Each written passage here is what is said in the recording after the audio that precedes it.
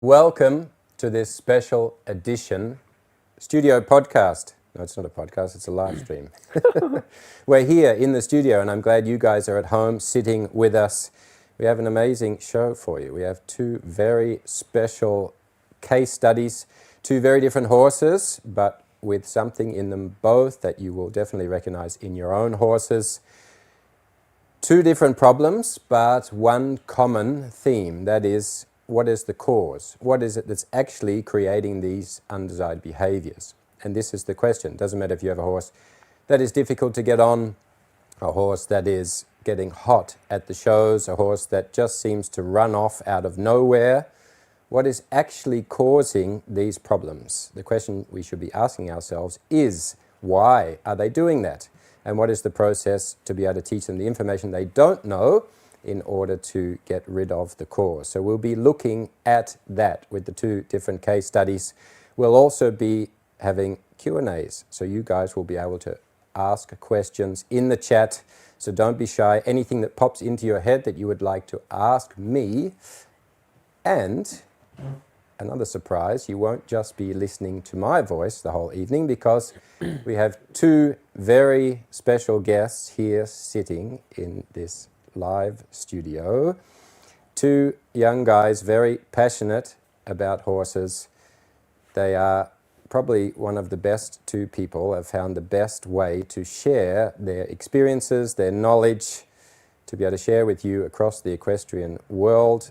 They also do this in a way that is always very open and honest. So I'm very happy that the two guys sitting next to me this evening, welcome to the show, Jesse Drent and Matt Harnacke. So here we are. We're here. Thanks for having us. No worries. Welcome to my man cave. Yeah, it's really nice. I've been here before, but you haven't been. No, first time. So funny, in the beginning you were like, two very special, and I was like, oh, it's going to be about us. Here we go. Special case studies. Yeah, special case studies. Aha. Yeah. Very humbling. Yeah, no, Yes. but we're happy to be here. It's exciting. Great. We'll be, of course, talking about the horses, but we have one thing that we have to get done before, a very important thing in this very moment, because it's not always that you turn 30. Oh, God. ladies Oh, and gentlemen. goodness. I thought when they said, So yeah. I think it's important no. that we start this special edition studio live stream Whoa. with a little song that's very sweet. for yes, sir, turning 30. Watch your I burned eyebrows. off my eyebrows. Watch the eyebrows. Well, thank you. That's very thoughtful. So everybody, of course, now is singing. Yeah. Happy birthday to you. Happy birthday to you. Happy birthday, dear yes, sir. You. Happy birthday to you. Hip hip. Beautiful boy. Whee! Hip hip. Hooray. I've never had one of these. It's Actually. exciting, isn't it? The place on fire. The horses are behind the wall. It's got some stamina in it, this It one. doesn't stop. Oh, Oh, it's not long enough for Quiet. Well, the thank Dutch you. version. That's very sweet. did you make a wish? Oh, no. This happened also. We had a 30th cake for Yes as well. He blew the candles, and then he was looking at us all, and then we were all like, but did you make a wish? And he's like, oh no. But then he went into it. Every day is a wish. Yeah. Thank It's not you. every day you turn 30, and I thought it's so close to your birthday that we better do Oh, that's something very about it. sweet. So I we'll appreciate it. slice that up into small pieces later, and we can all.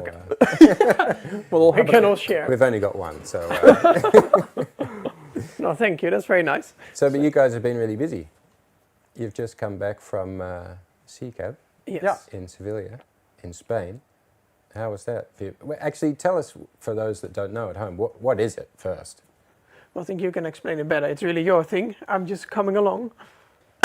I'm sick, so if there's a cough here and there, I'm sorry. It's all right, just go Yeah, on. don't mind that. You'll feel that in 3 days. So CCAB is like the mecca of the PRE horse.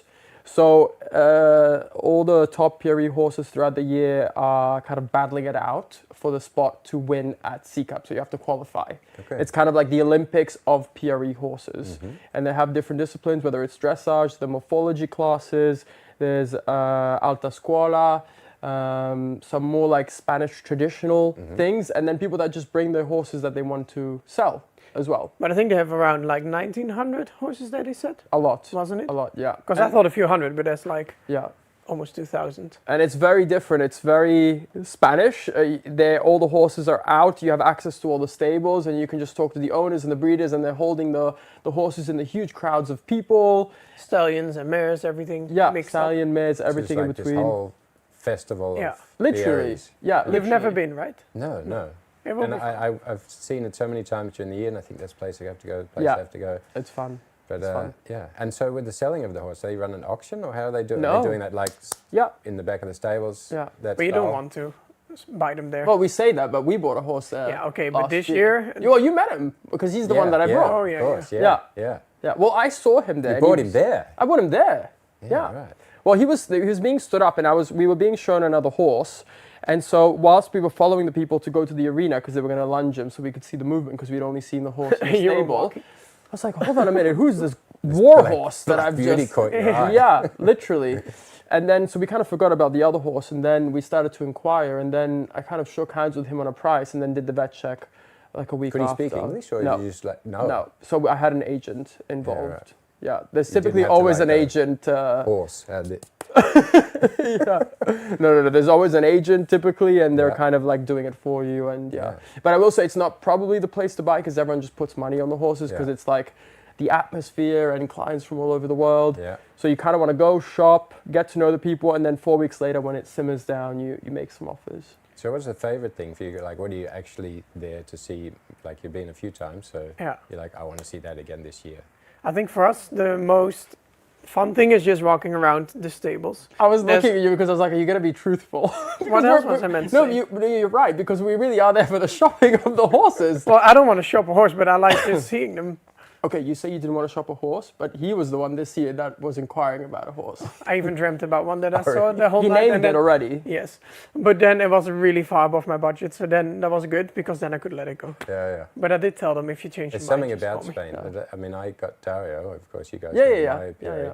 I also went there just with Morten, with my mentor, Oh, yeah. just to work with a friend of his and work some horses and travel and see a little bit of stuff. And we were in Granada, and then we went to the stable, and he's a very friendly guy, and he wanted to show us all the young horses, and then the horses started coming in, and by the time we got home, I almost bought 3 horses home with me. And I was like, come home to Gutcha and say, oh yeah, By the way, got to clean those stables out. We've got a few more coming in. yeah, that's kind of the PRE effect though. Yeah. And really at Seacup, it's like the best of the best, and They were beautiful. they're really beautiful, and they get them super filled out. Okay, they're a little fat, but they get them super filled out, and they're very impressive, and like, and also all the stallions are standing next to each other. So also with Valero, my black Yeah. one, he was being stood up next to another stallions with other mares around. So Yeah. But I I do have thought to say that's not a case study because there he might have listened, but not so much here. well, instinctively I thought, what a quiet stallion. I was Yeah. like, this horse doesn't even know he's a stallion. And then, but we've had this a few times when we buy them that they come home and then they become these monsters. Yeah. Because in Spain they have a different culture and management around horses, and the horses are really a bit shut down Not always. a lot of the time. Where we shop, I'm not talking about just where we Yeah. shop for these horses, but then you bring them home and they learn, oh, actually I can say no. And they kind of have this built-up resentment a little bit, and then Yeah. they just start saying no to I'm free. everything. Yeah. And then I'm being used for other people's advertisement for not being able to hold a horse. I don't know who you are anymore, but it's not TRT. I was Yeah. heavily inspired by that video, actually. I'm sure. I can imagine. I made a few of my own. Sally actually did it. Oh, for I don't remember, yeah. With the a lunch lunging line. expedition, Yeah. full length, full stride. Yeah. Well, it's happened to the best of us, I think. Yeah. I'm glad. But it's I funny how did you some- go there, exactly like you say, and all the stallions seem to be touching each other Yeah, and being literally. with each other. You're tying up a stallion Yeah. outside the stable with another stallion, Yeah. and just like you bring them home and you And really it take changes. care of them, and then they're walking past Yeah. another one and they can't be social anymore. Yeah. That change of environment. But these Spanish people have this, we talk about it a lot, they have this like fifth sense with horses. They really like live and breathe them. And I don't agree with a lot of the management and we do things differently, but they have this fifth sense and they can get away with so many things and the horses just listen. So many riders that we go to that really have had no technical training with dressage at all. And the horse is basically doing the Grand Prix. I mean, it's a bit rough. Yeah. but they have like a 7 or 8-year-old doing Grand Prix. Doing all the stuff. And it's quite impressive, this fifth sense they have. That I think it's okay. The PRE is a very accompanying horse, but it's kind of impressive what they can do. Yeah. And I've also seen recently you guys have been like gallivanting around, tally-hoing the last. What's that? There's a new obsession happening. Yeah. Yeah. How can I But sign it's off? such a. It is. I mean, yeah, we're talking about the hunt, of course. But I did it a little bit in Australia, and of course my mother. Oh, I didn't even know we had it in Australia. Yeah. Oh, I no used to way. ride for the old master of the Melbourne Hump Club. Actually, I got a horse from him that I thought I'd turn into an eventer. And then I took my eventer there that I had currently. And, you know, he was just like doing the dressage and normal eventing. And so not in a big group with a bunch of other horses. And he was a thoroughbred. So I went there. And then I was thinking, oh, geez, a bit G'd up. I better have a few more sherries before we go out there. That'll do it. And then he was like super, I was thinking, holy hell, he's going to be super strong. He's like got his thoroughbred brain back in. And I was thinking, I'm going to be out of control. And these people are going to be thinking, what is this young idiot doing? And I got out there and thought, actually, nobody has control. No. But it looked very, I don't know, there was a whole attire that went with it. Very traditional. Yeah, luckily you got all the stuff. Well, how this all happened is you did it for many years. Like, Yeah, I this was used really to your work- world. Yeah, I was working at the hunting stable. So just for the people at home, to be clear, in the Netherlands, luckily you cannot hunt on like real animals. It's like on a scent. But I was working at the stable where they had the hunting horses, and then I was the whipper in. So then you are in the front, and you have to make sure the dogs go the right direction, and of course you go with the horses too. So I did that for a few years. I think I did maybe 50 hunts, but then at one point I did my own work and didn't really do that anymore. But then I think, I don't know. You should give yourself some more credit because you had a very beautiful horse, but not the easiest horse. Well, I had a few horses there. But incredible, like huge ditches, like huge hedges, like when I met Yes and then he started showing me this stuff, I was like, wait, hold on a minute, this is like a whole other it's not achievement. that I had any control. But we had a lot of horses at the stable, and I remember the first time was also a really hot horse, and I was just going into this hunt, not really knowing what to expect, and then there was this huge jump, and I just couldn't do anything, I just had to go with it. But at one point I had a really nice horse, Murphy was his name, and the horse I bought from the Master of Melbourne Hunt Club was called Murphy. Really? How bizarre. Oh my god, glitch in the matrix. Yeah. But it was a really nice horse, and he did everything, but I also couldn't really do much. Like, he was very strong. Yeah. But this is where you don't give yourself And did you enough have the attire credit. back then too? Like, I was impressed with your guys' outfits. Well, then I Well, had he a had red red. horse. Very. He had the red, which is like the right. official Yeah. thing. I really But it wanted was the red, but Like you the can't as a whipper in. guest. You were like the, you could do all the. Yeah, I had to be. Yeah. But the jacket was really big, so it was still here because it was from the person that did it before me. But it was really nice with the red. But this time you got the stuff. And Yeah, I were bought the everything. hounds like doing their thing, or were they just like, I think they love it. because there's no real fox anymore, kind of? No, sort not of- at all. sort of- And they're not even trained on like the scent of a fox. It's like a human scent. So right. because some people say, yeah, but they might still pick up on the scent of a fox, but there's no animal involved at all. So they're only trained on human scent. So the whole time they're looking for something that not a isn't a human moving scent. animal. They've asked like, Human made. they've asked like Willem the farmer to like, the dog let him sniff him a few times and Willem has to run into the forest. And Basically. yeah. No, they used to be with normal fox pee, and then now they're not allowed to have the foxes Yeah. anymore. So now it's an artificial Yeah. scent. So it's Yeah. the whole tradition and the Yeah. whole, Because I remember I did it once, and then the dogs were running into the forest where they weren't meant to be, but then they were crying and running backwards again because there was like how do you call them, the pigs? Oh, like a hog. Like The wild Oh, pigs. yeah, like a They wild were boar, yeah. chasing the dogs, so they really Yeah, don't yeah. do Yeah. anything. Yeah. Yeah, it was And I saw from a small clip, you actually had quite a mover. Like he was I did. really in the shape and he was trotting across the field. And, I know. I was and quite did you impressed. pick the horses like, I was like, holy hell, these guys are like matching black and white and brown and white. I was like, It just hang on a minute. happened. New It photo just shoot. happened. Yeah? Yeah, we just hired them because obviously, like our PRE horses, God bless them, but I think they'd see a ditch and they'd collapse. They have no clue what to do. Yeah. They can't even step over a puddle. But we'll need to work on that. But no, we just started asking around and we said, okay, where can we hire horses? There was people that were also wanting to give us horses that we knew, but kind of were like, okay, let's rent horses, and if something happens, it's like, we don't know the people. Yeah. But we went to try them first and see if they were okay and if they Yeah. liked the job and stuff like that. Yeah, Yeah, and then brilliant. we got those. We just got very lucky, I guess. But was really funny because I have to say that I'm very impressed by that you just go for it. But there was the first ditch coming, and he had never jumped a ditch. And I was like, because I was going onto the street, I said, well, this one we just started, I'll go around it.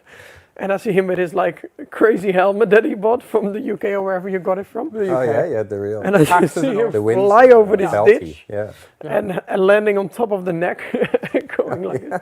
Well, But you we had did- made a pact that we were going to kind of like tackle everything head on together, Yeah. right? And so the first ditch comes on, half the hunt doesn't do it, and I was like, well, we've made a pact. No. And he knows what he's doing. Tally ho! Yeah, exactly, in the tally-ho mood. Yeah. And so I was like, okay, let's go for the ditch. And he's like, no, I'm not going to take this one. Well, Because we I just had, started and it was going onto the street. well, I had committed by then. You know, I was in it. And I thought he would just sink down beautifully into the ditch and I would just like graciously You're counting jump up. 2 strides out. Yeah, but he just jumped the whole thing and kind of landed still a little bit in the ditch. And so I was on the neck. But it was very humbling because I really put in an effort not to look like an amateur with like having the like right outfit, like everything perfect. Yeah, and I on mean, the you looked the part, first, yeah. but on the first thing I was humiliated. But have you ever done it in the Netherlands or never? No, never in the Netherlands. That would be fun. Yeah. You'll have to join us Yeah, for one yeah. then. Yeah, That that'd would be be fun. nice. That'd be nice. Yeah. We have some footage of that for everyone to see. No, we Oh, don't. goodness. No, we don't. You have to go to getting Matt's ready. YouTube channel to see that whole. Yeah, series that's of on that. there. That's on there. Nice. And of course, you guys are building just the most amazing luxury 20-star horse facility for you, for your horses, but also yourselves. How is that in the process? How is it for both of you? Is it like the same? You're like both in it, you know, enthusiastic about the same things, or is one like, nah? I'll let you take that. I think we are both really enthusiastic. I think definitely you have more of the like thinking about how to make things and you're more involved in that. I just say yes or no and I'm just kind of happy when the horses have like a roof and I can wash them. But this has been a very exciting week because they started to build the stables inside because now my horses live outside in the Yeah. field. So it's a little bit difficult now to do the normal work and the training. Yeah. But this week the stables have started and it's very exciting. And I hope in a few weeks they Yeah, I can saw go the in. rubber actually from Tuan, from Nordeveld. Yeah, they did a great job. Yeah. They're doing all the tack ups in the wash bays, but that's done, and now all the stables have been Yeah. assembled and they're in. Yeah. So But I I think have we it both also get here, there. the Nordeveld. Is, Really? Yeah. Oh, it's And really Tuan's good. really like Yeah. perfectionist. Yeah, exactly. That's Yeah. just exactly what you need. Yeah, Yeah, he And does do you a have good job. different rubber in the stable than in the aisle? yeah, Yeah. yeah. Because I don't know if I don't know if you had the same issue, but we wanted something that was visually very nice, but we wanted closed rubber. Like, Yeah. I'm not a huge fan of the clinkers myself Yeah. because we had them at a stable we rented before. You just can't clean them Yeah. because like they poo You're once so- and it's you're and it's so- in the paws. You're exactly like me, Matt. You're Yeah. just throwing in Dutch words. Oh yeah, yeah. Oh yeah, don't like like sorry, the- like it's like rubber tiles. It's like What did these you rubber, say? the clinkers.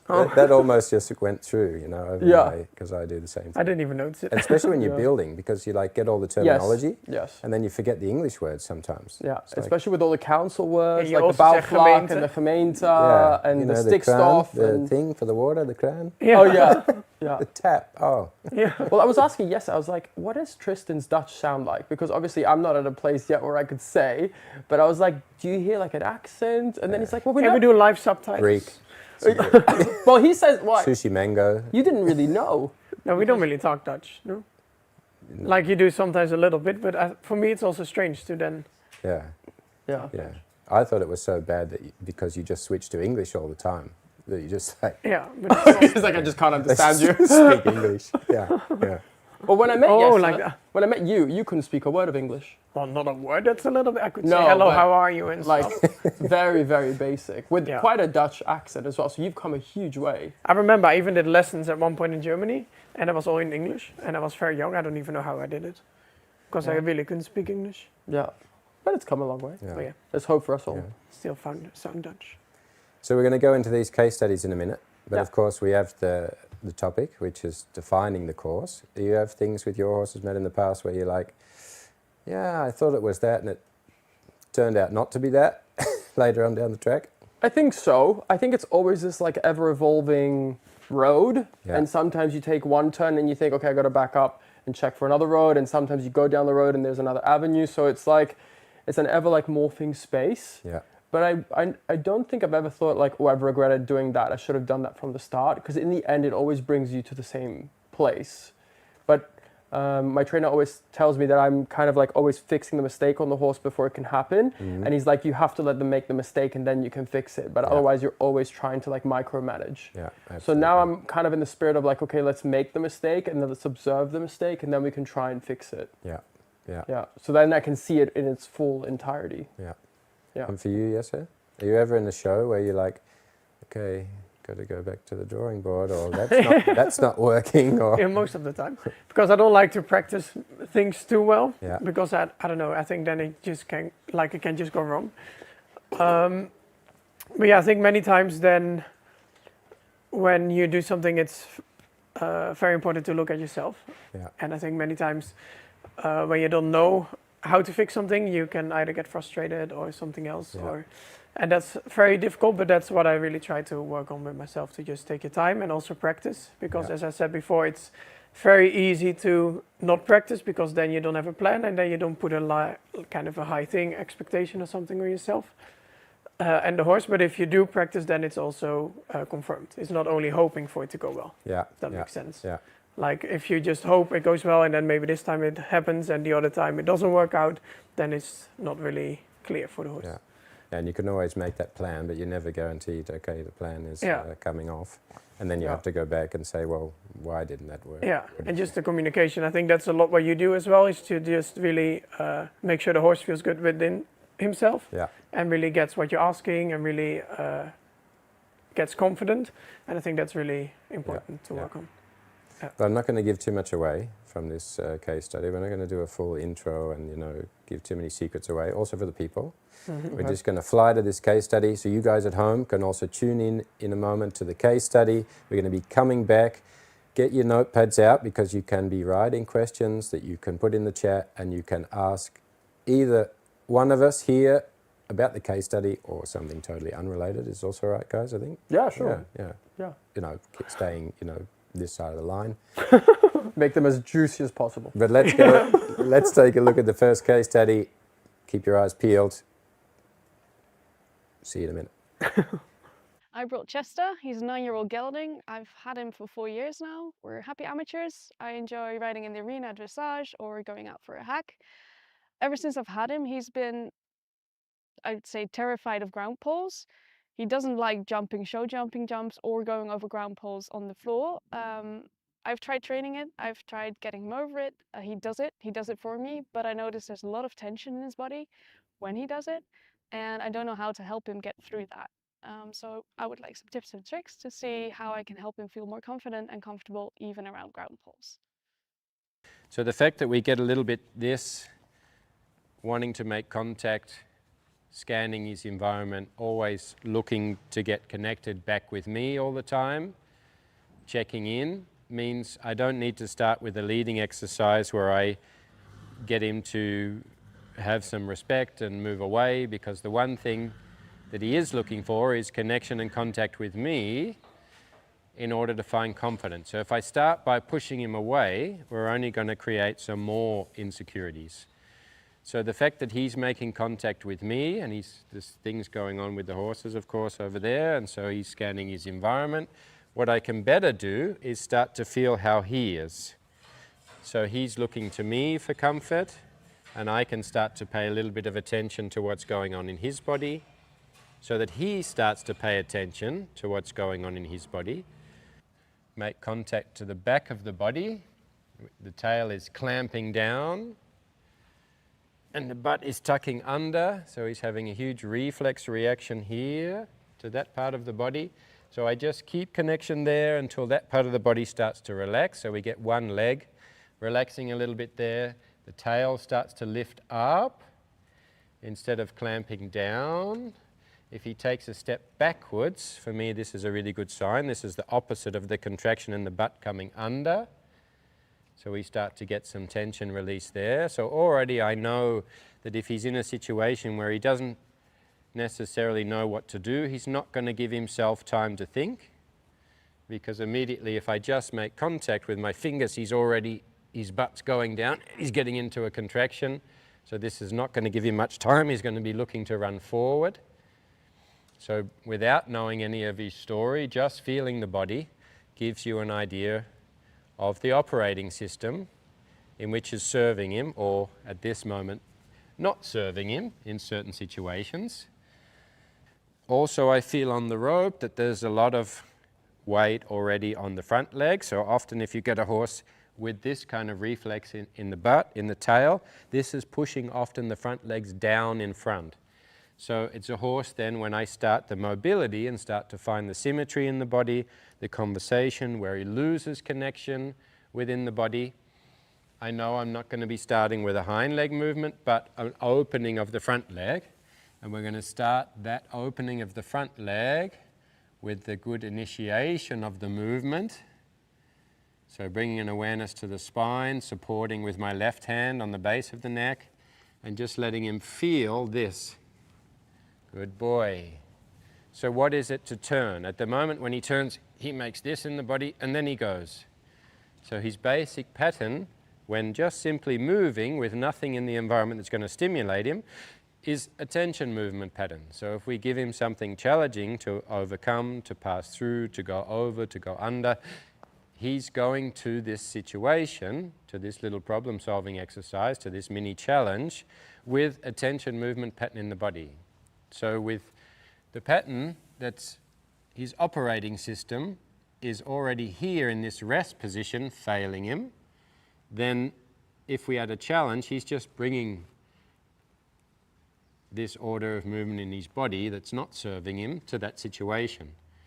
Relax, flexion, look in the direction you're going to go, with going in the direction you want to go.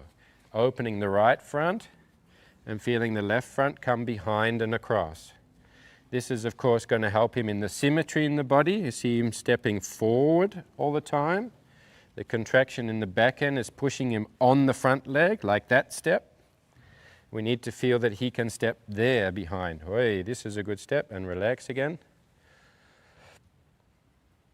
So that he's not in a pattern of doing this in the body, but he can relax, allow his body to find rest, and not go in a tension movement pattern, but in a relaxation opening pattern. I'm just going to start to see if I can take some forward steps. I'm choosing to do this forward step at a distance because I don't want to be in close proximity and drag the attention too much onto the front. If I start to move the hind legs from this position, then there's a chance he's going to start to lean on the rein, and I'll start to get the tightness and the tension and the closing of the shoulder.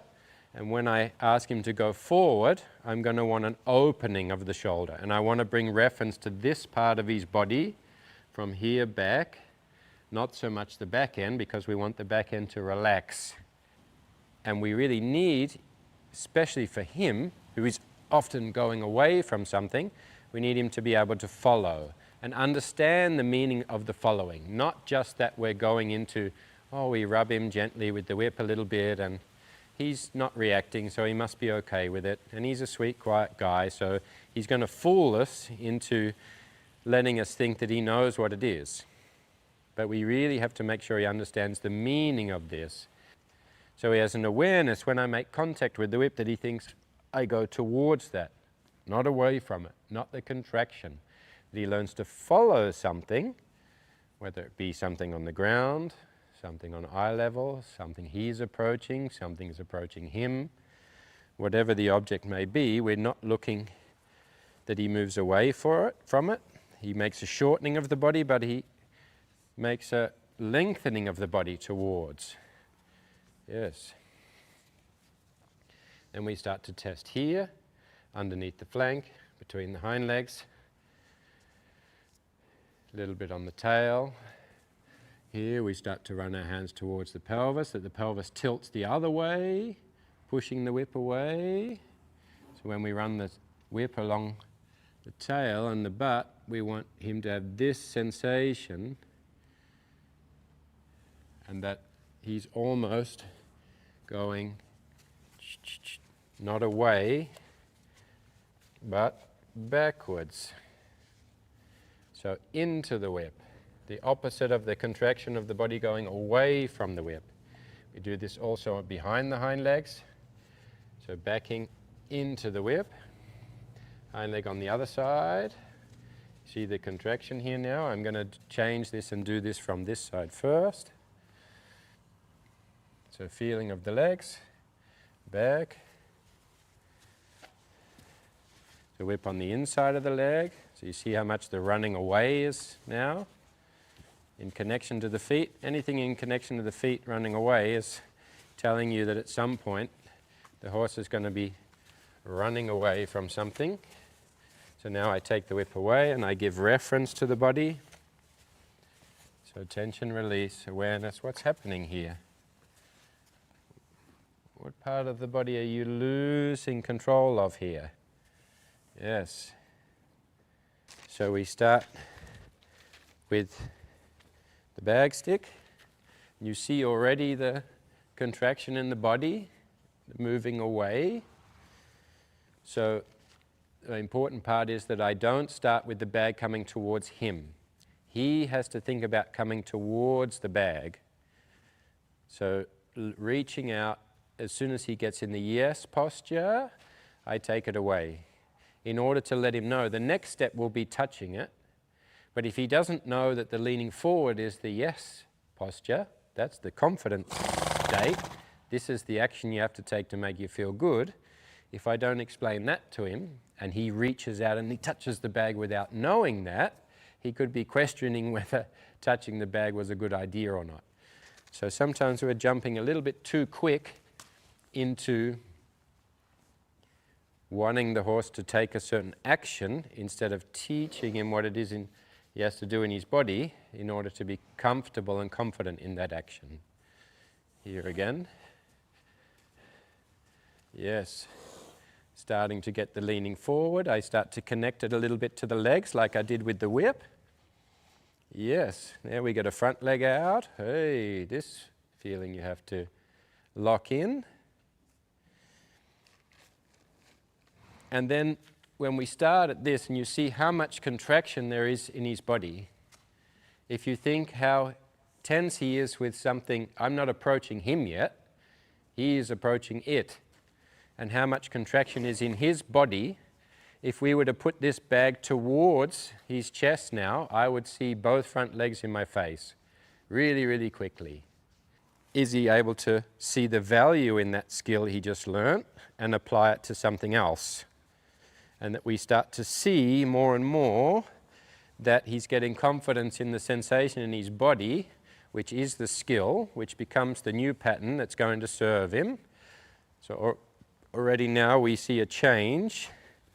He sees something new with more movement, more volume, and the confidence is getting bigger.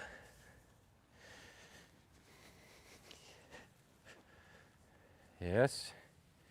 Now I have the feeling he wants to touch it, so I let him touch it, and then I take it away.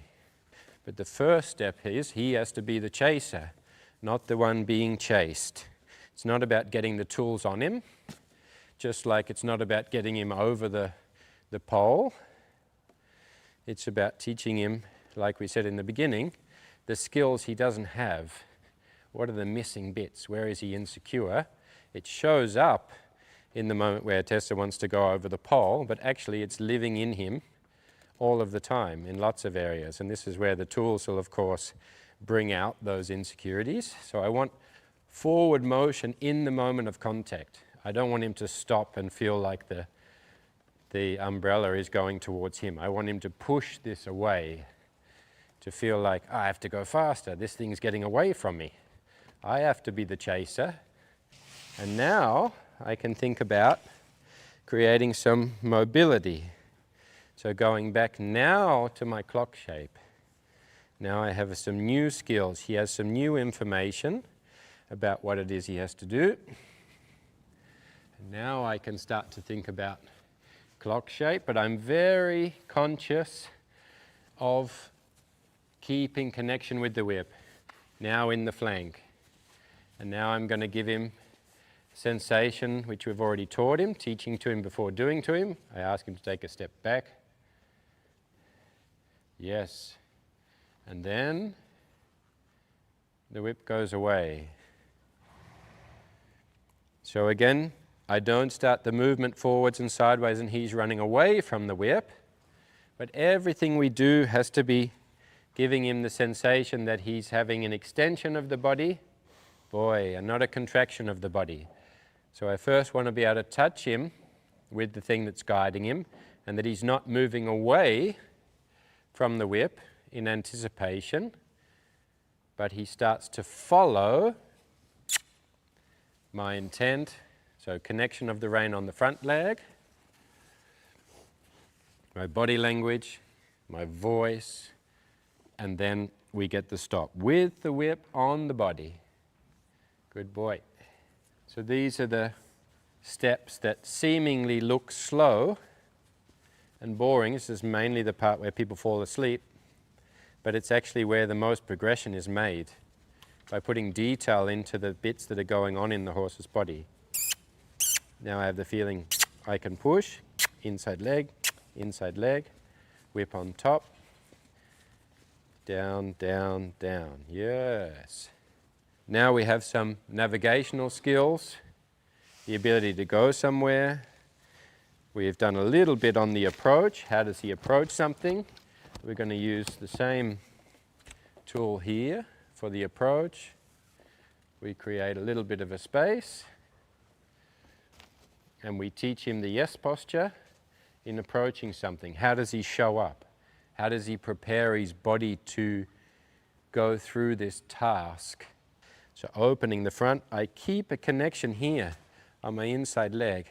When he leans forward, ooh, I take him away. When I take him away in the beginning, I make sure I'm between him and the umbrella, so that I'm not taking him away and then he's seeing it from the back end and he has another contraction pattern. Now the worst thing I could do at this moment is now give pressure on inside leg and ask him to walk forward, because then again I push him to go there. I want to just continue to give him the confidence that what he's doing is correct. And then the better he can open up his front leg in order to get there, the more open the body is and the more flow of energy we get to be able to walk through on his own. So right front, yes. Good. And now I'm going to open the right front again towards the wall. This step. And then we turn the hind leg. And the moment of realization again. Good boy. Chewing, licking the lips. Yes. And now I go between him and we walk away again for the feeling of accomplishment. So now we have our mat, something to go over.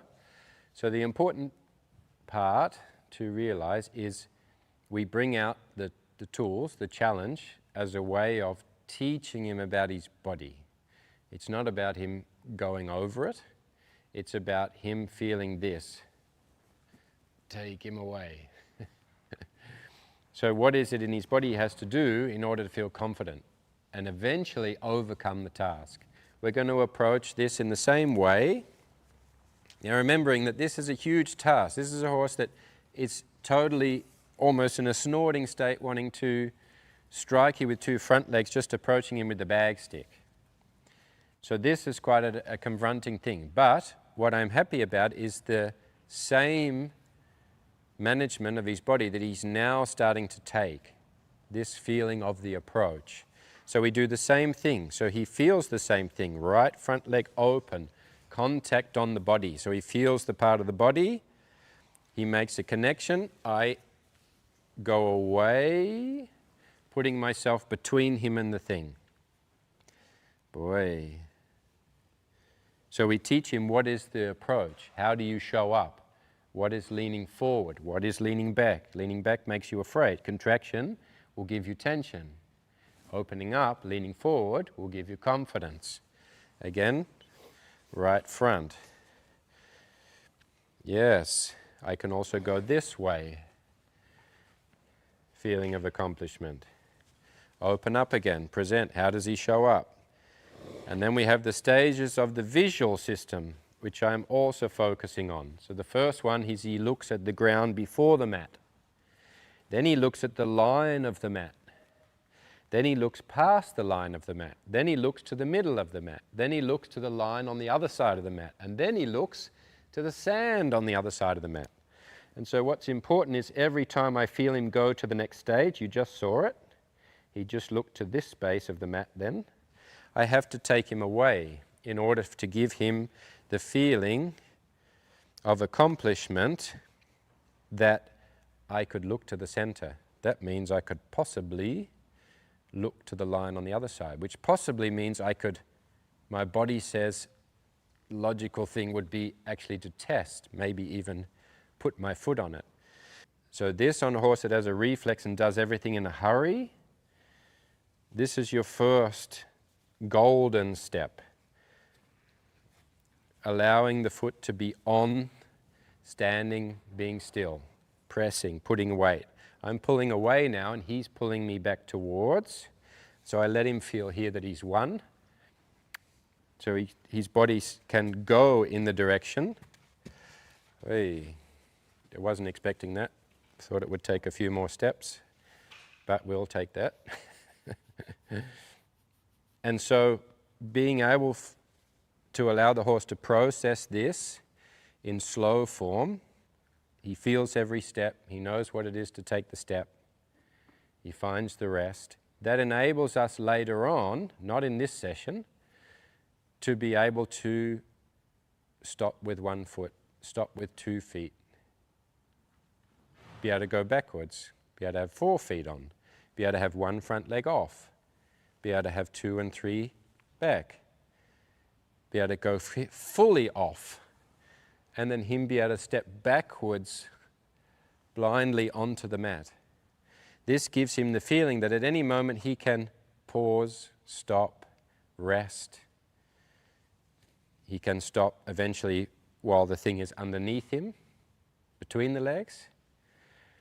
And so if you think of a horse going over a pole, if I can give all the information here with a wider space, that he has all the ability to stop, go forward, go back, all of these things, he has the tools and the information to then be able to go over the pole. What's also important about this is we set out to give an explanation about the first piece of information he needs to know. We presented it well, he understood in the body, we were more and more taking him away, he was wanting to go towards it, he walks relaxed over it. If I now go on to saying, okay, now let's try that new piece of information you've just gained and go over a pole, then you make the mistake. You have to let him feel that he's had the accomplishment and he owns the new piece of information. Yeah, put him down there, good. So you see already it was too close. Already he starts to move a little bit away. So now, instead of the opening of the front leg completely to approach, I'm going to start to take a diagonal pair pattern. So that's this pattern. And you see when he has a diagonal pair, meaning right front leg opens up and he connects his left hind leg, then it enables him to go into a forward step where he leans forward. That's this pattern. And I'm in the beginning keeping him from going forward towards the flag. So here's diagonal pairs, and then we look for the nose to drop forward and down. And when the nose drops forward and down, and he feels himself leaning forward like this, again, I go between him and the flag, give him the sense of accomplishment by taking him away. And I go between him and the thing to insulate him. So when he walks away, he's again not feeling the pressure of the flag at the side of his head. If you notice, I'm also doing this exercise on the side where he's more confident. So again, getting into the leaning forward, and away again. Sense of accomplishment. You feel that? Good boy. It was pretty cool, wasn't it? Yes. Good. Leaning forward, making contact. Good boy. Diagonal pairs. Yes. Leaning forward. Good boy. Making contact. Very good. And now taking away again. And then again, not doing this until it has no meaning, not changing sides, because the meaning we started on the left, and then we think, oh, now we have to do it on the right to make sure it's good. Give him the self-feeling of accomplishment. The next time you do the exercise, he again feels, I've done this before, so I know this. I know the sensation, the feeling. It's repeatable for me. And then you go to the other side, and straight away he gets to connect the dots. If you don't give time away from the introduction of the exercise and the meaning and the concept of it, you don't give him the opportunity the next time to connect the dots. And then each thing you teach him new, it's not coming intuitively. But if you give this space, then in the end it comes intuitive. He's like, oh, I know that. I know the feeling of knowing that. I know the feeling of what I have to do in my body. I know the confidence in being masterful in a certain situation. What is self-mastery? I know that feeling. And then you grow real confidence. And then you feel all the gaps that you didn't think about in your horse happens on its own. And then all of a sudden we have a horse that's much more confident in all areas, especially the one where we thought we had the problem. So guys, you've seen Chester, Tessa's horse, a very common story. We're seeing, of course, a horse that has a certain undesired behavior. He's finding it difficult, guys, to go over a fence. And of course, we can see from the beginning, how he is in the body. You see a bit the reflex, the difficulty with the butt tucking under. So he has a sort of compensation pattern. And then the initial thought is, of course, draws us to the problem. You know, we always think, okay, I have a horse difficult to jump. He's scared of the pole. What do? Do I just jump him more? Or if I show him the pole enough, eventually he'll get used to it. But of course, he's going to be running Chester with this compensation pattern, which is going to emphasize the difficulty, the fear state. Yeah. And then, of course, you see when he goes through the test phase of we present him with a tool, same as he's presenting himself to the pole, or we go with the bag stick, his body reaction, which he's unaware of course, is going into a contraction. So this is happening, of course, when he goes into the pole. So if we don't address these things first, and the other interesting thing about Chester was although we can see these sort of reflexes in the body, his visual system was also then going into this sort of, if I look far away, I don't have to look at the jump. And so he didn't know the process of how do I measure where I am, how do I look to see the line, when do I know when I'm close to the approach. So he can't actually measure when to pick up the feet. So that also makes a little bit of a panic state in it. But I want to throw it to you guys after seeing a case study. Obviously the work was, brilliant, but... What's there to be said? No, but I do have to say, I think with these kind of horses and these issues, for me at least, that really makes me think and realize how we think so many times that things that we have in mind are so normal for the horse to do, like even a jump. Yeah. If it's low, or any horse should be able to do it when you're on your horse, or as you say, they just have to get used to it. Yeah. And I think what is super nice for seeing something like this, even though it's not very nice for the horse, but that you really become more aware of not taking it for granted and really taking the steps and making sure that your horse knows what you mean and also what is expected and how to do it with his body and his mind. And really teaching them. Yes. And that's, of course, what I see a lot in your work. I see really the breakdown when you also give an educational video of what you're teaching, you're able to explain what is the breakdown. And I try. unless you want something to work, you need the steps in order to teach him what it is he needs to know. Yeah, and I think it's kind of, I always say, like, you ask a question until you find your horse is able to find the right answer. Yeah. And it doesn't matter if you have to ask it many times, or maybe in another way again, or explain it in a different way, and then kind of want to go until they find the answer that helps them as well. So really break it down in little steps. Sometimes it's easier, sometimes you have to make it a lot smaller, like what you always do. I think you don't continue before it's kind of confirmed and your horse is comfortable doing it. So that's what I try also to do with the tricks. That's why I always say it's not just teaching tricks or trick training, it's really about the mindset and the way of thinking for the horse. And the process. Yeah. And it's funny, when I work a horse like Chester, I don't actually know what I'm going to do. I'm sort of exactly what you say. You're going through and you're trying something, or you're feeling, you're like, oh, no, there's not really a problem there, or there's not really a reflex there, and then you're like, oh, hang on. Here there's some negativity in the body. I think I have to make a process to teach him first that. and then you go further, and Yeah. oh, he's quite quiet with that. And it's a really sweet horse, so it's not that, you know, he's looking for difficulties and you have to No. readdress some behavioural stuff, really. It's just the information that's not there. And then you see another bit, oh, the visual system's not working. Oh, what's the process to teach him how to do that? Yeah. So it's exactly what you say. And I mean, I think a lot of people, I know your answer already, I think, but is there, you think, a horse that doesn't want to jump just because he doesn't want to?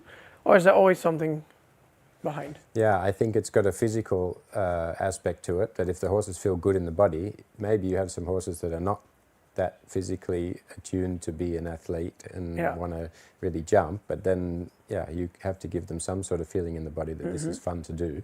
Yeah. If you're facing them up to things where the body's going, oh, like this is a bit difficult, there's nothing in me that says I want to do this, No. then probably they say, this is not... But there's always a reason behind it. Yeah, always a reason. Yeah. But I thought it's interesting what you said, Matt, that it was a lot like Etro. You saw a lot of little things. Yeah, similarities. Yeah. And I mean, that's why I brought him to you for that video that we did. That was a few years ago now.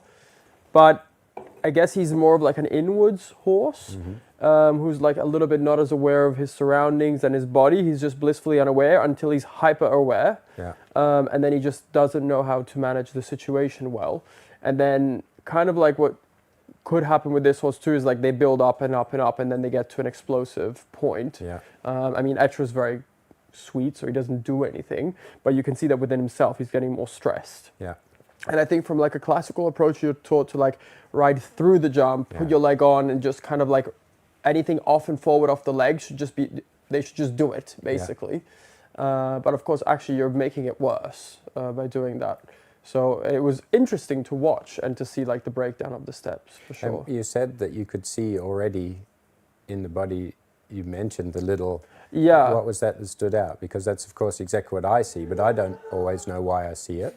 Oh, goodness. That's one of my stallions behaving really well. I could hear Wow. the neighbor. I feel like we're at home. I just heard a stallion. He's like, ask me. Yeah. Yeah. Yeah, so what is it? Because of course sometimes I don't know why I see it. Yeah. You know, and someone says to me, oh, you see these little things in the body that's going on. Yeah, it just struck me as like uncomfortable. Yeah. As like it's not a relaxed state to be like that. So it means Yeah. something's going on. So then it raises my eyes to like, okay, where's this coming from? Yeah. These kind of very small reactions, Yeah, like the twitching and that kind of stuff. yeah, Yeah, but it was interesting. There was definitely a lot of correlations to my horse, and I think to a lot of people, because I think even a lot of other people's horses show this in a smaller way. But when they're presented with something new, whether it's like you have to cross a small pond to get to the other side, and they're already like freaking out, or they're freaking out 20 meters before because they know it's coming, but they're like not looking at the water and they're just backing up over the hill onto the person behind you. yeah, There's like so many instances where this can happen. yeah. Yeah. And what is it you do when you have that feeling, that situation, like with Etro, that he gets a little inside insecure? I think it depends a little bit on where I am, like, because of course it's not always that you can like if you're on a trail in a public place and you're trying to fix something in a safe way.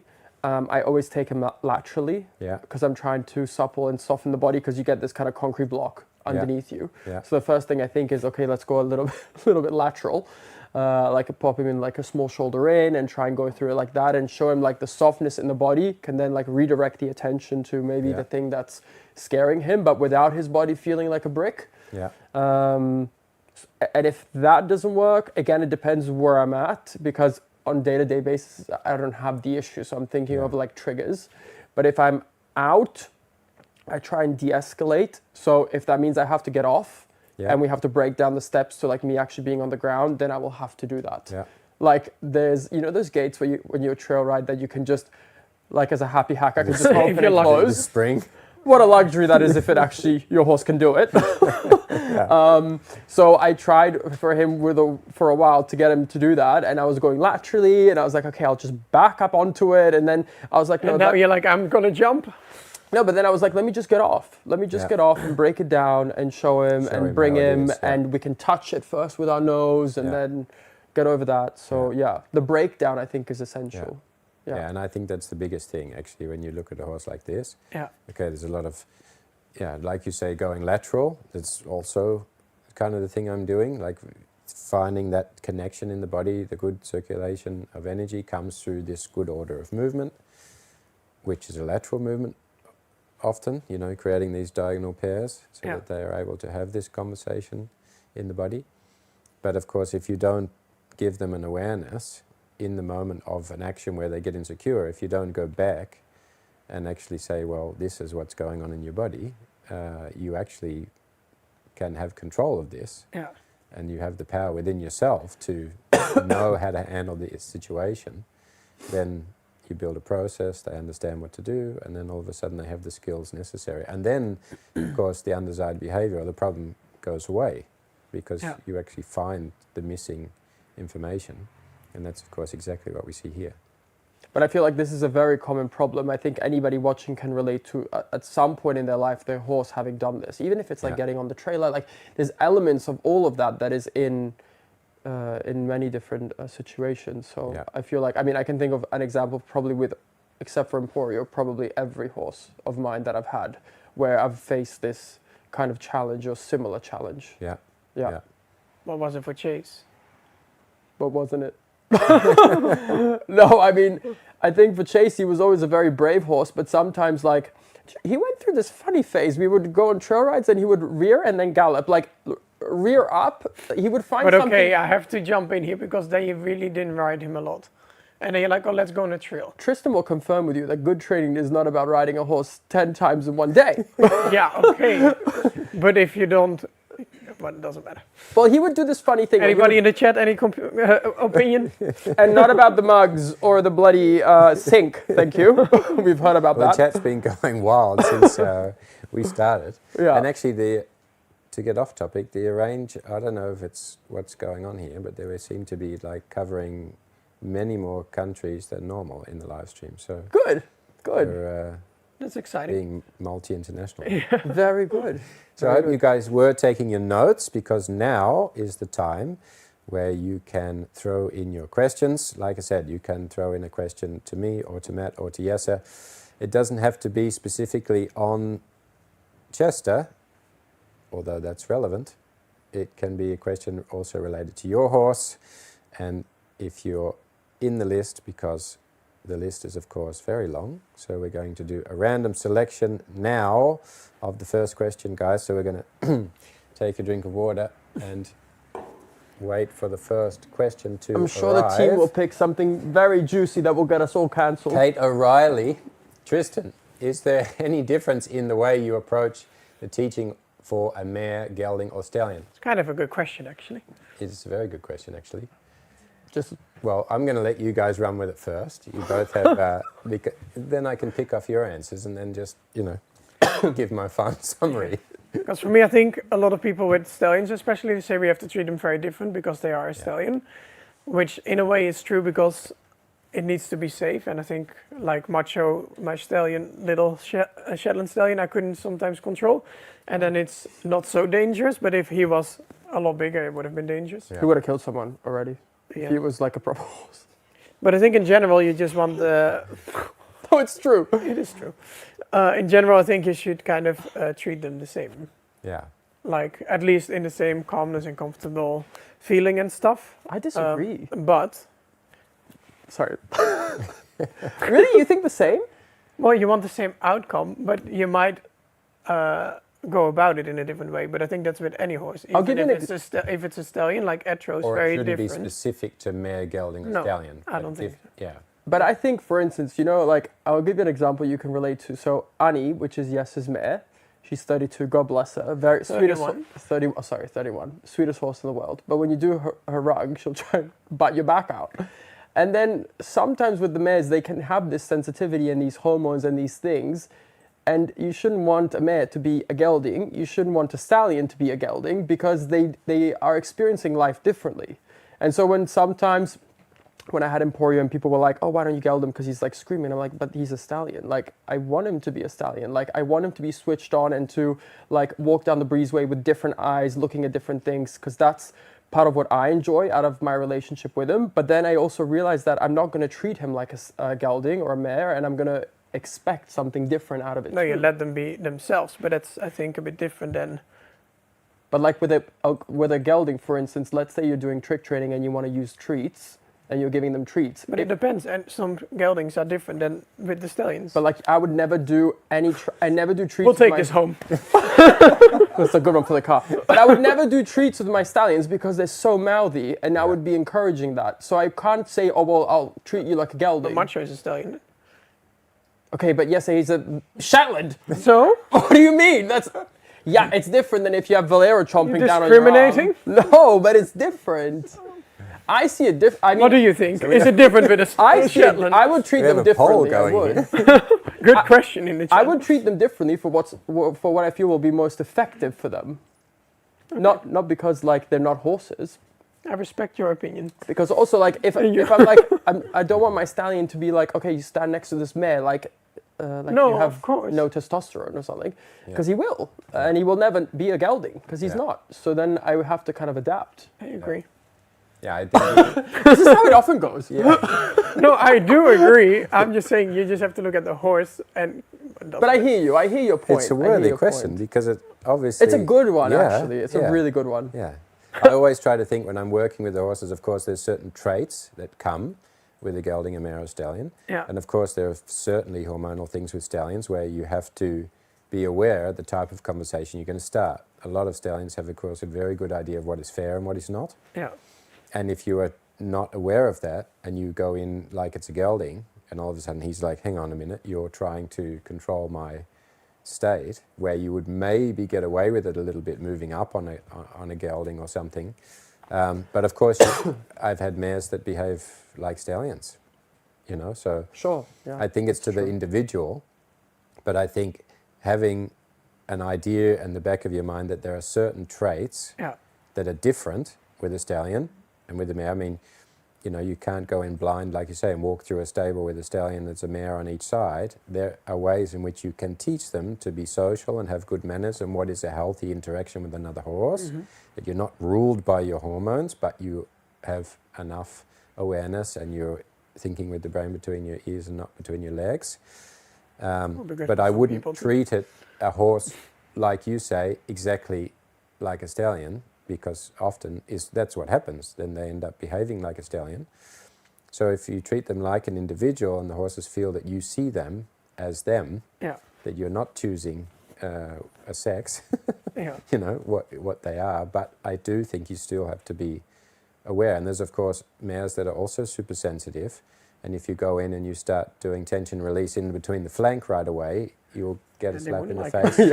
Like if you You'll grab get a clear return. yeah.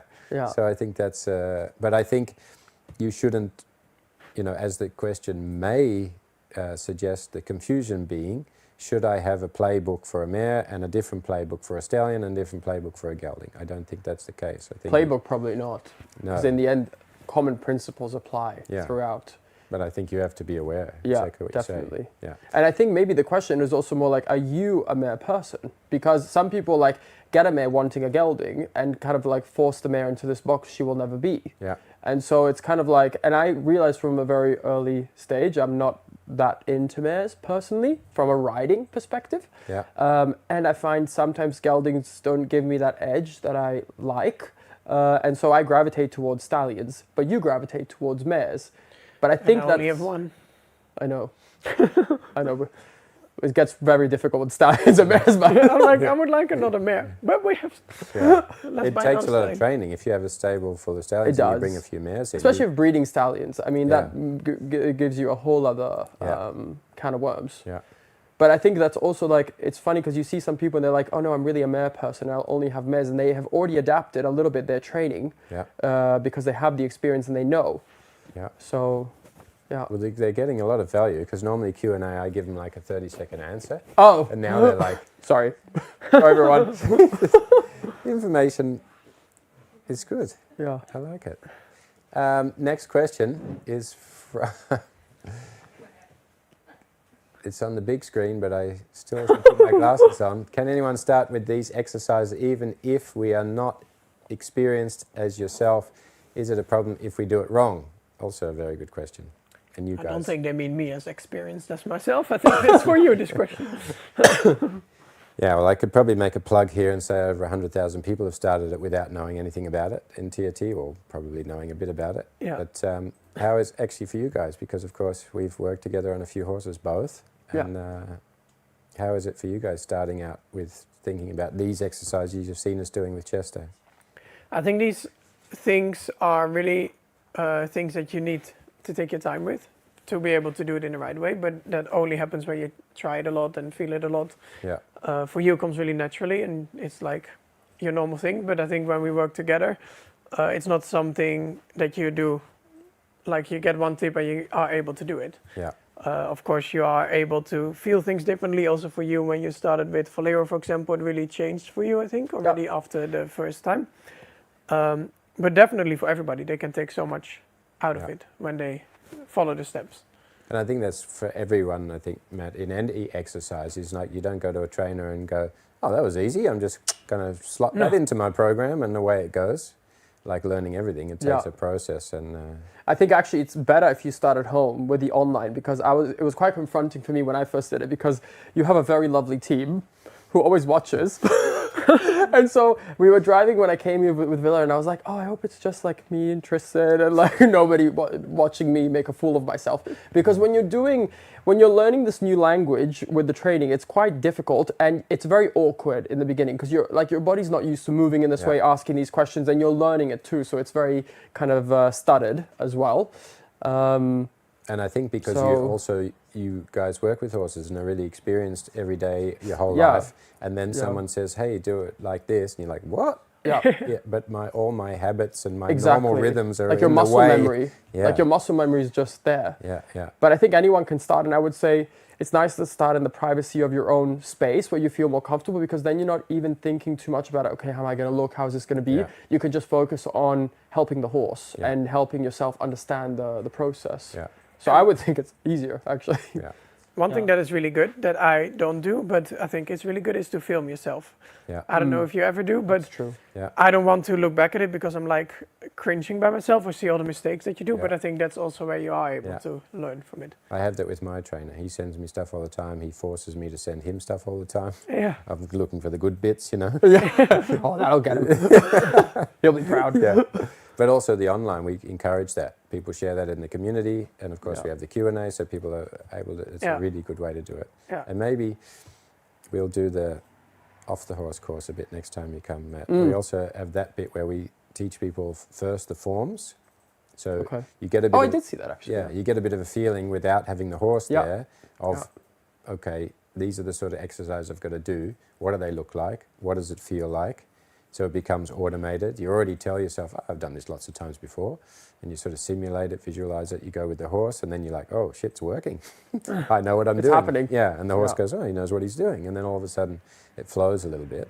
I remember last time also when I came with Valero, you told me, because Valero was really learning it and you didn't want the confrontation to happen, you said, just go practice with some of your other horses who don't have this kind of like energy happening, and then you can just like make the mistakes and feel it and learn it. So and that's actually quite a nice tip as well, is that you don't have to start straight away with what you're trying to fix. Yeah, and especially if you've got a sensitive one like your guy, he's young and he's sensitive, and you've got also a lot of other conversations that might come up being a stallion. So yeah, being really confident and knowing what you're going to ask and knowing how you're going to reply if he throws you a curveball, that's handy to practice on another one. Yeah.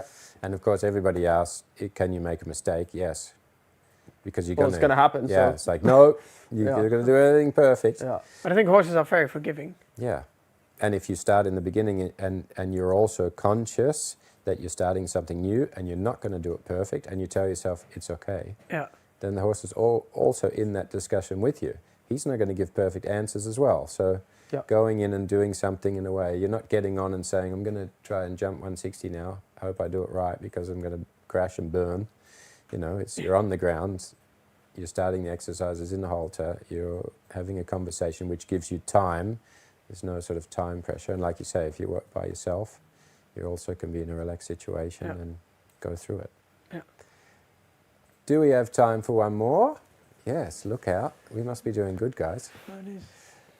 Are these exercises all done in one session, or do you take multiple days to teach the horse these tools? Another really good question. Yeah, of course we did a lot with Chester, but that for me is very much about how the individual horse is. Yeah. You know, some horses, most of the time I like to do little often. So if I have a horse with a real problem, I prefer to do like 3 sessions a day, 4 or 5 maybe, but it might only be 5 or 10 minutes each session, rather than I work for an hour and then I don't for 3 days. Yeah. Or I try to do as many things as I possibly can. But I like to see that the horses are taking in the information and that they can stay engaged. And when the rest point, I want to see that they say, hey, what's the next thing? Which was interesting when we worked with your foal, because we did also a little bit of that. Yeah, That's that's another true. spoiler. that Yeah, that's people coming up. That's will coming be up. able to see. But the same sort of thing, you know, because a foal's learning time span or concentration is short. So you have to be sort of sympathetic to that and test, does he come to you or does he go to mum for a drink? You know, an older horse will just kind of switch off. So being cautious of that and doing little often. You know, one horse might have only needed just the tension release, and especially if you're also learning it yourself, because I've been doing it for years enough to be old at doing it, then yeah, you can start to join things together a little bit. Yeah. So, but it's depending on the horse. But I guess you guys will find the same thing, even in riding. Some days you have a plan, okay, I'm going to do this, this, and this, and this, and you start and you're like, oh, Probably not. step 1 was the first thing I was going to do. Yeah. Because I always think a little bit like, let's say I'm practicing something like the tempies or something, and I do a nice line. I'm not going to do it 10 times to drill it into the horse. Yeah. And sometimes people think, okay, he did it good now, and now I'm going to do it 10 more times so it's really in there. Yeah. But I feel like that gives an opportunity for the horse to think, okay, no, he's looking for something else. I'm not figuring out the puzzle yet. And then they start to throw you other things. And then what was meant to be a quick session, you're now like fixing what Yeah. was already good. Yeah. So sometimes it's just about like accepting what they give you Yeah. and saying that that is enough. Yeah. Yeah. And keeping that concentrated one-line conversation. Yes. Like if you can't remember what the conversation was you had with your horse, probably you did too many things. That's Like, true. That's a good way of That's thinking actually If about you it. can't remember what you did first, then Yeah. and it's funny you say that. So many times you see at the competitions, people do the first line of the diagonal 15, one tempi's perfect, and then you see them like fixing something, or Yeah. and they do another one, and you're like, hang on a minute, what's he going to do it until he makes a mistake? Oh, yep, he's going to do it until he makes a mistake. They go Yeah. in the ring, and the horse does the mistake exactly in the place that they created it Yeah. in the warm-up. And Yeah. then it all goes wrong. But also when I talk sometimes to top riders, and I'm like, okay, what's your training routine looking like? And they say, well, I'm not practicing the Grand Prix. I'm just keeping the horse supple and fit because Yeah. they know it all. Yeah. So I don't have to. And that kind of like sparked the thing. And it's like, because I think at one point you think, no, they can always learn something. But at some stage, when you're very satisfied with what they know, it's just about keeping them happy Yeah. and supple and interested and playful and fun. And I think that takes also a lot for yourself. Yeah. To be sure. I think a lot of people, even when you start to do something simple, you train something new, you know, give the reward when they kind of get the idea and then not have to know. Yeah, If you're I- very good at that actually. I learned a lot from you on that because you really like break it down in such small steps, and I expect like a bigger, answer from them to show me that they get it more, and you can really see it brewing, and you can build on I that. think if you sometimes forget the little step, then you won't get to the big step. Yeah, A lot of small steps will become the big step. yeah, And this way it's like more motivating for them, yeah, because otherwise it feels like we take yeah, rather than encourage and Yeah. nurture. But they can get lost in that part, I think, as well, if you don't focus on these small things. Yeah. And yourself, yeah. not only the horse. Yeah, and sometimes we look to reward the result instead of rewarding That's the right. thing that's going to start to Yeah. get them to understand what it is Yeah, they've got to do themselves. yeah. And I think always when they want to try already, it's already a good thing. Yeah, yeah. Yeah. And then it comes by themselves, actually. Yes. But Yeah. of course, it's that thing of, oh, if I ask him again, does he know it already? Is he Yeah. going to do it like for me right away? I always like it also in dressage tests when you see that the riders like rewarding the horse as they go. You've had a memorable reward. Oh yeah, yeah. I don't think we have enough time to get into that. Yeah, But it's Yeah. nice when a rider breaks it up, not that it's like after 6 minutes Yeah. and they finish and they finally breathe again, and then they think, oh yeah, the horse is actually here still. Yeah. But you see that sometimes after the ones, like Yeah. Catherine does it sometimes, actually Isabel does it sometimes too, with Wendy, Yeah. and she's happy she's done. Yeah. And then she's like, it's nice because the horse also gets this encouragement all the time, you know, Yeah. you're on the right track, this is what I wanted, we're doing this. Yeah. And I think it's easy to forget. Yeah. And the sign. Yes. Yeah. You did it. Yeah. That's good. Oh, good. Now we can move Next. on. Yeah. Yeah. The next thing. Yeah. Yeah. Yeah. Very good. I think the Q&A is coming to an end, guys. But we're about to run, of course, to our second case study. So get your pens out again, fill your wine glass up, go to the toilet because you've got about 3 seconds before the new one starts. I'm not going to go in again to giving an intro on this horse. I'm going to let you guys have your own thoughts. Okay. Take a little bit of a look, but it's going to be one that you both will be interested in. And all of you guys at home too. So we're going to second case study. Here it is. So I am Adelina Cornelissen and I am bringing here a 3-year-old stallion, Sam Dinoa. He is approved in Oldenburg. And I came to Tristan actually because he is super nice. He has a really good character and super nice in the riding, but once he started breeding, he actually started to become a bit more of a stallion. And I actually came to Tristan to see if how we could manage that a little bit better, and actually if he could manage himself a little bit better to understand when to be a stallion and when to focus on the riding. The question really actually is if it's not helping him to stay a stallion, do we geld him, or can we actually find a way that he can actually stay a stallion and still be at peace with himself? Yeah, so the important part in the beginning is to not hold him when you get to the space. Okay, if you are walking and things, we have to work up to him, knowing what that management is like when he's walking with you. It's not something we say, okay, you have to let go, and in that situation walking in here you also, because then he walks really fast ahead of where we want to be. But then when we get to the place, the letting go is important, and then this bit is important. So not the walking back, Yeah. and then just start to allow him to go where he wants to go, and then try to give some direction, some redirection. But if he stands, to also give him the ability to self-regulate. So we don't have to hold him, but we do make him aware of the space of conversation, that he, even if there's a distraction or he feels the hormones get up or the energy gets up, that he shouldn't forget about this part. So this should be the first part, so that as he's learning about the self-management, that he keeps control and doesn't let his hormones and things get away from him, that at least he's protecting the space or being aware of us. And that also doesn't mean that every time he comes into that space we have to push him back. But I reward him for becoming aware the first time. I'm also always aware that if the energy flares up and I'm legs distance away.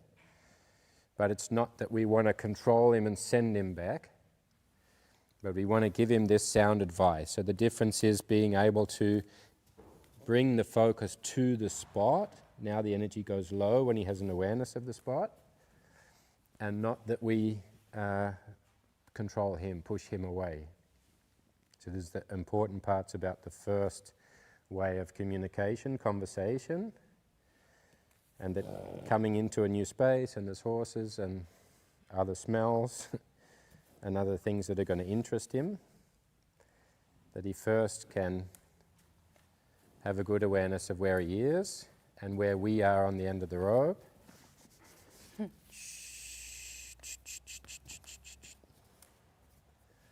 And then I just start to work on the basic guidance pattern in being able to redirect him in a functional way. So if we want him to start to think about going to the right, we want him to be able to take these steps behind and across. And of course, you being an A student means you've already practiced this, otherwise that doesn't go so smoothly. So it's already quite a lot better. And then this redirection there and across will help him to bring the energy down. So this is a tool, when practiced a lot, we can refine more and more. So he goes up and to the right, and I show him a little bit the backwards and to the left. And when his energy is low, I then start to make a little bit of contact. So he knows, this is actually a really nice space. I've come into a new arena, I've found my rest, I've made a good connection to my physiology, that I'm not getting outside of my body. I've sort of moved in a way, I've brought my energy down, got a good connection with myself, and this is a pleasant place to be. So we don't get into that, respect my space, I'm controlling you. Also these moments. So I see what happens. Does he get, this is an opportunity now for him to bring his attention back. And I want to avoid, when he goes away, that I can get into a reflex of holding. Mm-hmm. So I reward this bit. And that's okay, that was good. Your attention comes back, and now we start to move this space of conversation. Energy up, energy down, looking for self-regulation. It's not refined, but he does become aware of this spot. In my body language, I don't want to be sort of turning and saying, hey, you stepped over the line. Yeah. But just that you give him time, and because he allows us to take time, if you've got one that's much more over the top, we have to respond a little bit differently. And then energy up. So this is where we start to work on the self-regulation of being able to bring energy down. And does he bring his energy down? And does he have a good awareness of the space of conversation, the bottom of the robe? This is where all our dialogue meets. And that he can learn this self-regulation in this position where he can see me. And then in the end, when he's good at it, we can do it also from next to him. And then we can slowly go into awareness of the body. So we start to feel how he is in the body, so he starts to feel. And I'm just looking again, not for him to go into a relaxed state, but what is the first moment that he really focuses on himself? So one ear, one eye. Good. And he starts to have an awareness of his own body. And he doesn't lose contact with that. So the more connection he has with his physiology, the less he will lose it and be outside of the body. And now we start to go into a forward step. And what we want from the forward step is for him to learn and feel a good connection in the diagonal pairs, and that we can have the connection between the rein and the leg aid from the ground. So it's being able to connect a riding aid. You can see here the sensation of a riding aid is really good in the body. So this always gives me a good feeling when you start to make a connection through diagonal pairs. He opens up the front leg, connection from the hind leg, and that brings him already into a shape for a carrying posture and into a relaxed state. So this, they often, from good riding, learn this natural connection, good order of movement in the body. They come into a frame, a position of carrying, a good posture for carrying themselves. If they're not ridden in a good way, as soon as you touch the rein, they are hiding behind and they're blocking in the shoulder. So if you go to do a groundwork pattern on a horse that is not able to open up the outside shoulder, then it's often a horse that's ridden too much from the rein and not enough focusing on the functionality of the body. So this is really good. So then we can start to, it's not time to lay down yet, if we keep doing that. And then I like to be able to stimulate the part of the body in which he loses control of. So coming up through the neck, those parts of the front end get into a alert state. And I want to be able to bring attention, just a short little tap, a little contact and that he learns how to bring that into a relaxed state. So that the tap or the contact that could cause a reflex reaction in the body doesn't turn into a posture where he's not managing himself anymore. So this then also can become a tool that if he loses a little bit connection, we can bring an awareness to this part of the body here, and he says, oh, hang on a minute, I can adjust myself there. So we bring really an awareness to the part of the body he needs to learn to have control of. We can start already to create some mobility.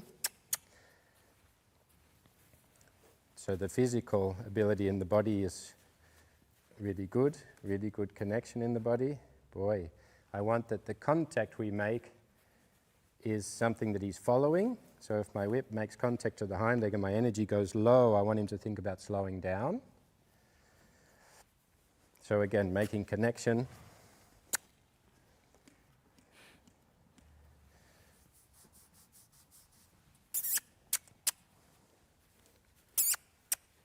And that he realizes that also on the ground, that if we ask for energy forwards, this is also something he can manage, that he's not running away from us. Good boy. So opening the front leg, yes. Connecting the hind leg. Opening the front, yes. Clock shape for the forward step. Letting him out. Boy. Good. And that also when we start to get going,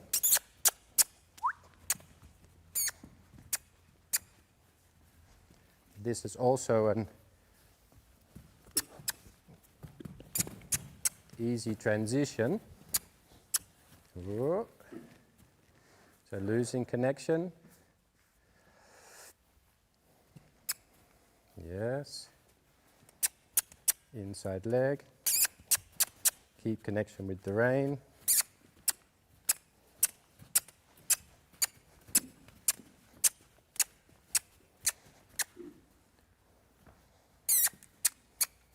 Whoa. Yes. So that when we ask for impulsion, we ask for a bit of energy, we ask for some forward. But he's not also losing control of that energy, losing the direction of the energy. Boy, like this. Yes. I just keep rubbing the neck a little, pointing that the nose goes a little bit down and out. I don't want to take too much on the connection to do that. I want him to feel in his own body how he's able to find that for himself. Guiding the front legs. Yes. Yes. Yes. Go with him. Front legs the other side. Good.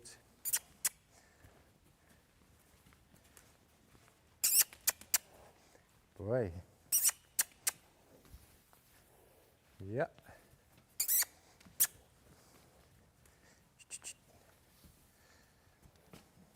Good. So he's already working close to the other horses on his own. We prefer to have a little bit more control over the direction first. Good. Good. Yes, this is better. Oh, and if I reach out from the whip, it's not something he has to run away from. Not dragging me away. Good. Inside leg.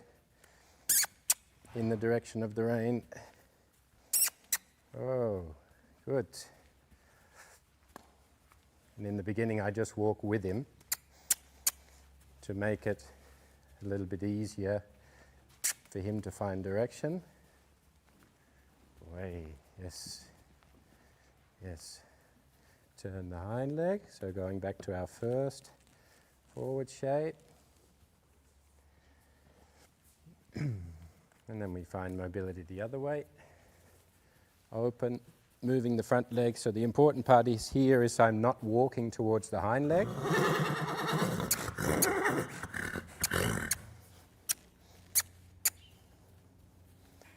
So I'm not chasing the back end, but I'm guiding the front.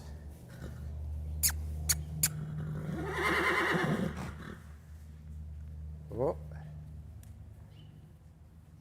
So an opportunity here while the mares stick their heads out and say hello to redirect the front.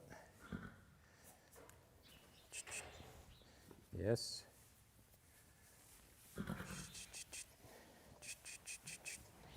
Good. And that we can go somewhere. Now we see the importance of being able to have mobility, navigation. Oh, good. Yes. Very good. And then the redirection of the front leg again.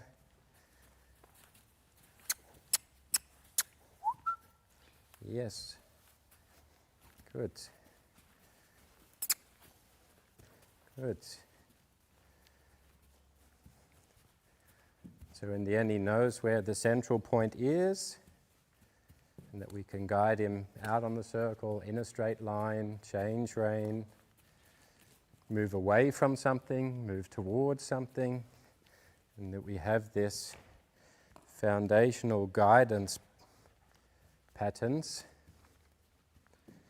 both in close proximity in a leading situation, but also that we can go somewhere, and eventually that we can go walk, trot and canter, and that forward impulsion doesn't create a lack of control. Yeah. Boy, we go away from this, we do a little bit with the tools, so the management of energy in and around him, and then we come back to this, and we see if, because of our little progression in the learning, not being able to be on the circle, then being able to be on the circle, and then we create some energy in the space, which is what will happen later if we get a good enough guidance system that we can take him into situations where there'll be energy from other horses, energy from the situation, things that move, things that make a sound, things that touch him. And how does that go? And it's important we realize the starting point. The starting point for him was not being able to control himself too well in this way of communicating conversation. Probably in a normal lunging situation, you think, oh yeah, he goes out in the circle and he goes around, no problem. But here, of course, we're asking from an independence point of view. So quite a high level of confidence, being sure of himself in the body,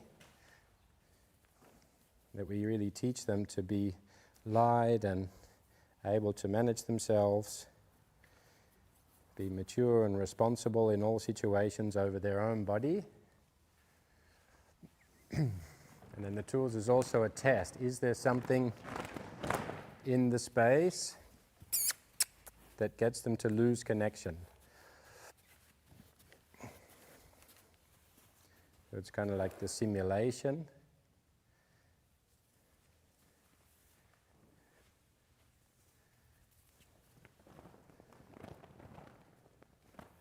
Then here, neck a little bit up, flexion, contraction, a reflex reaction in the pole. So just bring some awareness to that. Flies help us sometimes too.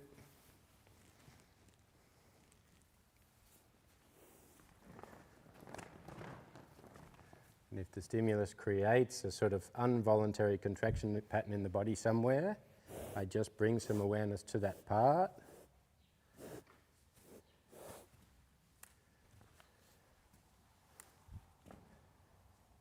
He starts to think about that part of his body. Yes. You can develop more and more of that skill of just becoming aware of the things that happen in his body in the presence of something.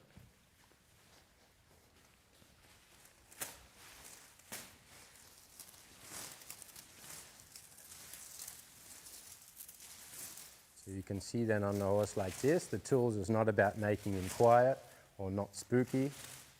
It's bringing an awareness and some attention to a certain part of his body. Here, what happens here? And that we can slowly have him tune more and more and more into himself. And what part of your body do you lose control of in the presence of an energy in the environment that switches some other parts, the other brain on?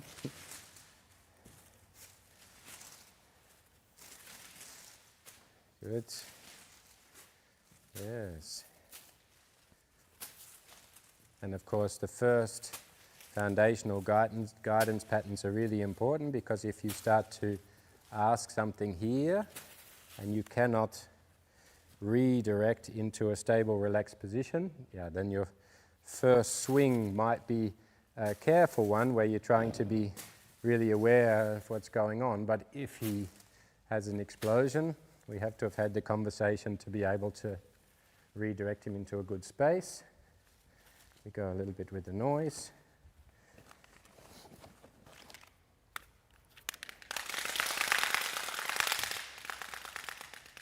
Whoa, some good self-management. Boy.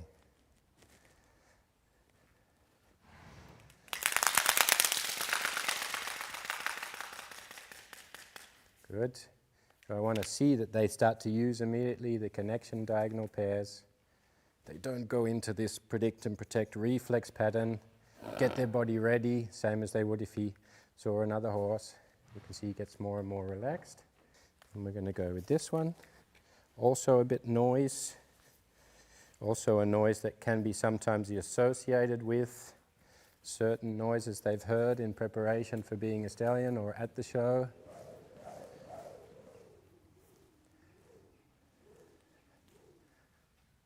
Feel the body.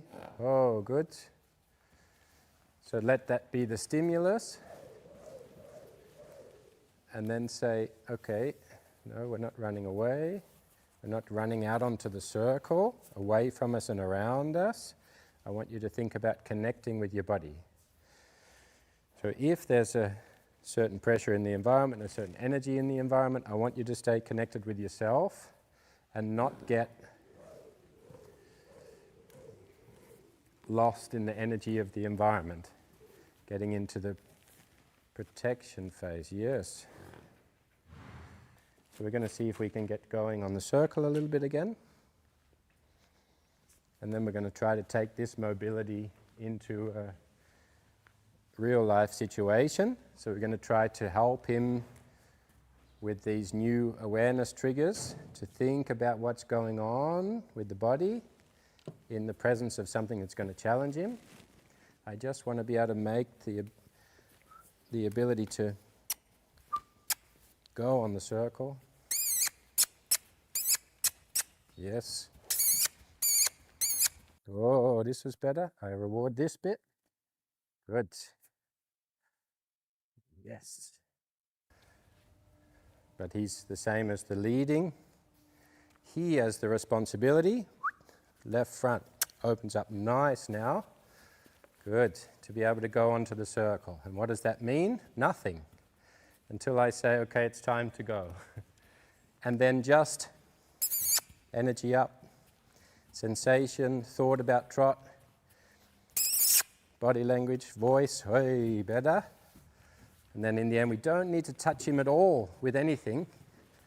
And he understands the subtleties of the communication, conversation.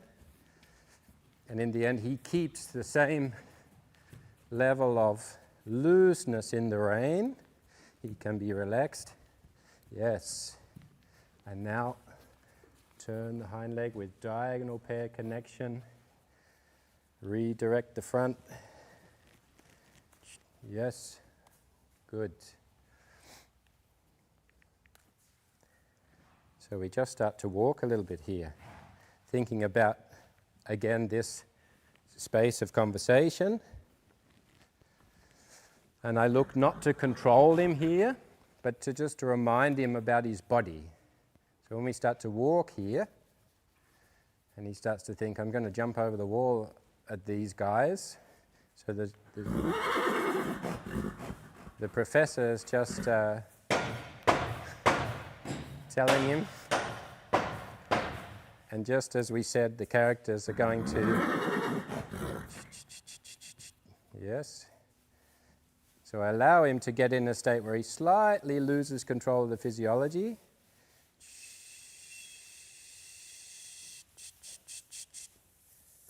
Yes.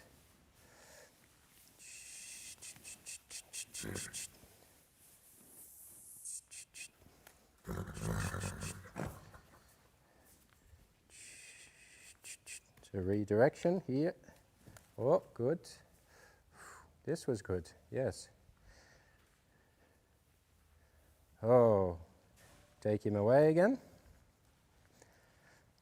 So again, it's not about preventing him from losing control, it's allowing him to get into that space and building a contrast. This is what it feels like, but this pleasant feeling of regaining the control over yourself, getting to a relaxed state again, releasing yourself of the need to control the situation, to dominate, to be in this confusing, unnecessary play of hierarchy. Let's see if how far we get here. Yes. What happens here? So horse is creating plenty of movement. Oh, I already reward this bit. So then he sees not so much the importance we get to them. We get to the mares. So one's waving her tail, probably in heat, perfect timing. Yes. Oh, this is also very good. Boy. So in the process of this, you have to make sure you can focus on the fifth leg that's hanging out. I took a moment to pat him between the eyes, but you also don't want to be in a position where you feel, oh, he's relaxed, and you pat him and he starts thinking, showing you the highlight really had going on with in his head about mounting that mare. And you just happen to be handy, standing in front of him.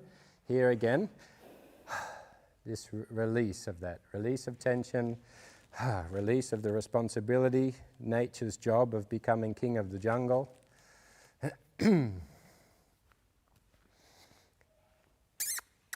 a bit of worldly experience, like how do we go to the nightclub the first time and have all the ladies in front of us and behave well? Like, what is the way to conduct ourselves?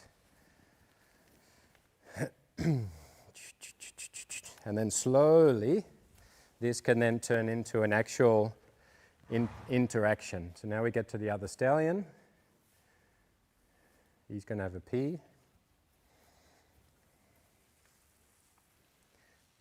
So what could be going on here? He's marking his territory. He's got his ears back.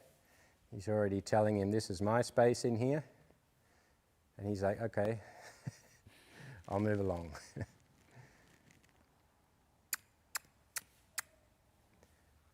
So again, trying not to put pressure on the halter. It's a redirection here. Oh, as little as possible. Yes. Moving on. The gelding sleeping in the corner, also with his butt towards us. Oh, that was good. Not so interesting. The mare that's highly in season. So the mare that's highly in season, who's swishing her tail, that has a little bit of a different effect. Yes. And some people say, oh, that's not fair. Why are you showing a stallion that's just covered the first time, a mare that's in season, and expect him not to react naturally? Well, if Adelinda wants to ride in the arena and there happens to be in the warming up in this space a mare that smells a little bit nice, you want him to keep his manners. And what do we say in Dutch? Hou hem in the box. Keep it in the pants. then he has to learn that. It's pretty important. So the important part here is also the going into a new space. How does he manage himself coming into a new space, going through a doorway? So he starts to travel, and we don't want him to get ahead of himself. Aware of his physiology when he's stepping into a new stable block, coming outside. We don't want this also to be a moment where he's gets up. There's a lot to look at. We sprayed some fly spray in between, so if you're looking at some strange lines, these are not lashings, but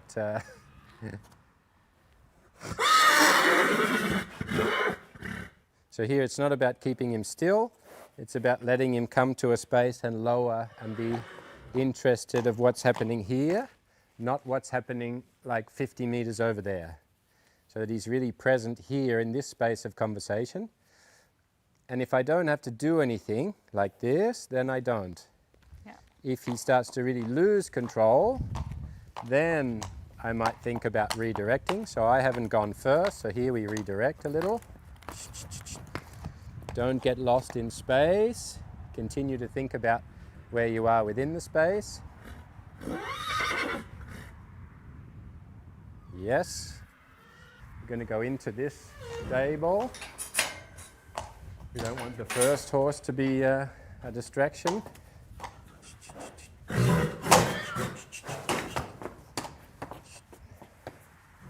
So how he enters into this space is important. Yes. I reward this bit, we go away.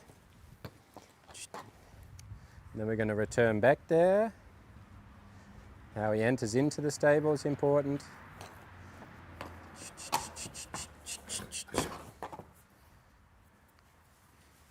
Redirection, yes.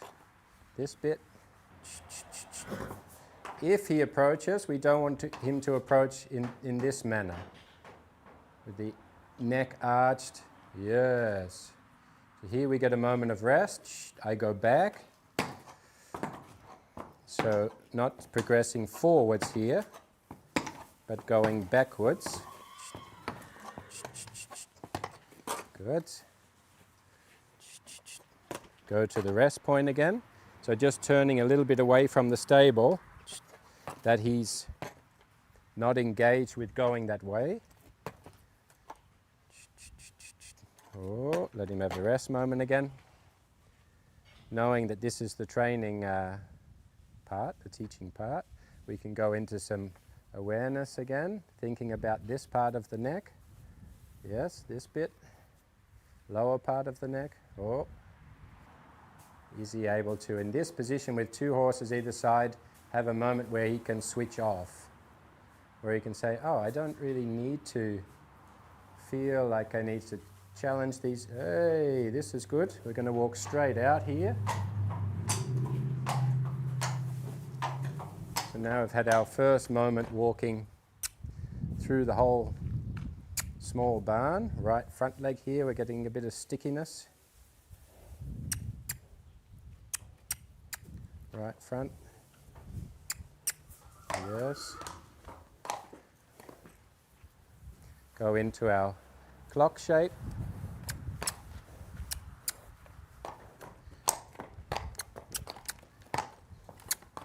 Yes. Diagonal pairs. Very good.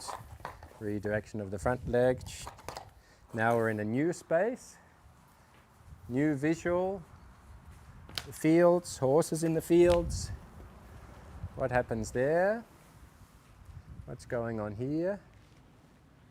Waiting for a connection to himself. So how do we get from way out there back to here? What's happening right here? So letting him feel the muscle that has now this contraction of, oh, what's that horse over there 100 meters away in the field? How does he bring himself back? Not how do we bring him back? Good boy. Yes. And then we start to go again through the stable from the other side. And then we let this be a little, also how he's moving. Not that the front end is coming in on top of me. Yes, how does he enter first into the stable? We have a stallion here, a gelding, and one that could be a stallion who thinks he's king of the world.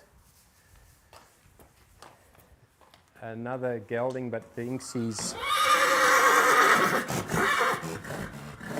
He could possibly be gay, this one. He fancies all the boys and lets them know.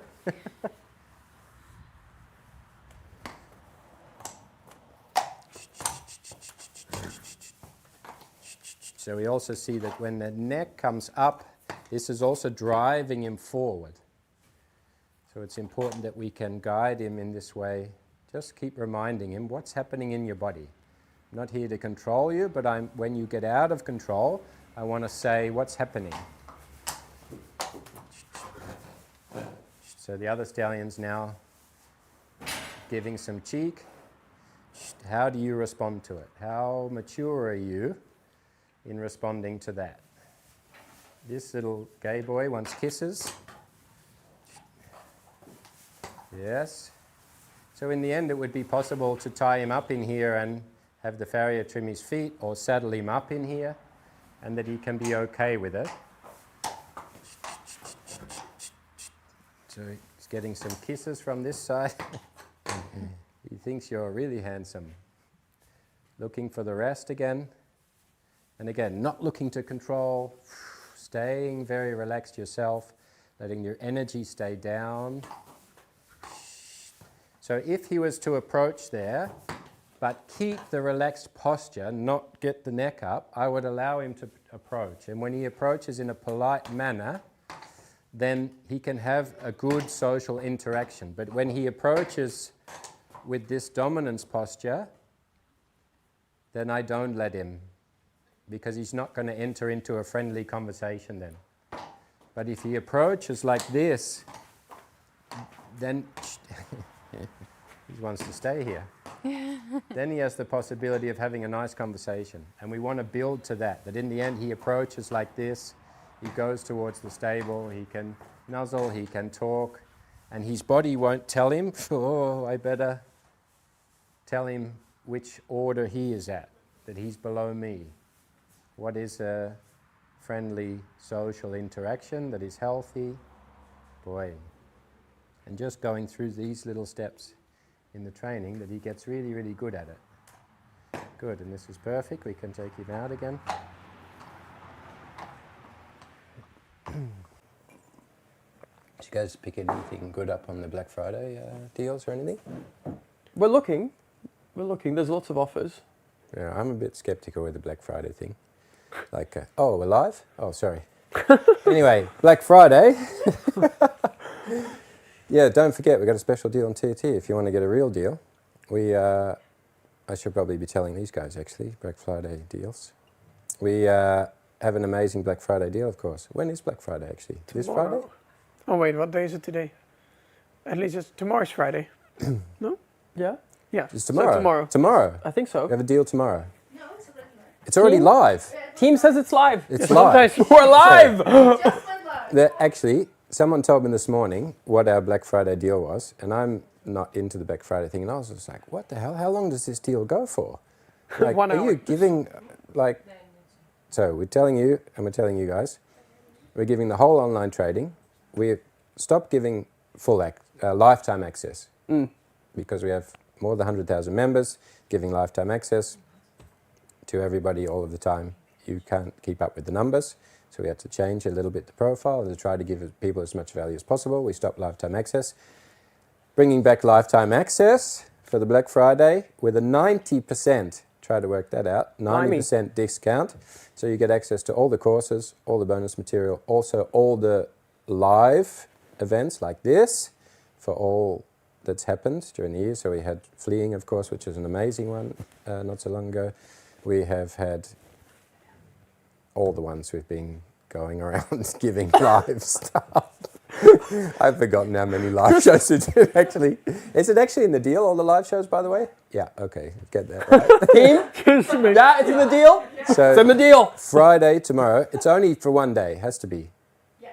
one day, Black Friday, tomorrow, you can get lifetime access again for TRT. So get in there, Black Friday. I'll be going and buying shirts or cheap shoes somewhere. But you guys should buy TRT. We'll see you there. Getting back to the live deal. Interesting case study. Very. Yeah, of course, this happens a lot. I think, of course, the problem goes with stallions with the current process, let's be honest. I already want to be extremely thankful for a rider like Adelinda, who's professionally very successful, a new breeding stallion, he's licensed, you know, there comes quite a commercial thing with that, and she's happy to let everybody see what she's having trouble with. You know, and I think a lot of professional riders, especially with a breeding stallion that's been licensed, you know, you want to just say that he's the perfect model and he does everything right, but of course she's happy to show the weaknesses and say, look, I have a problem here. Yeah. What do I do?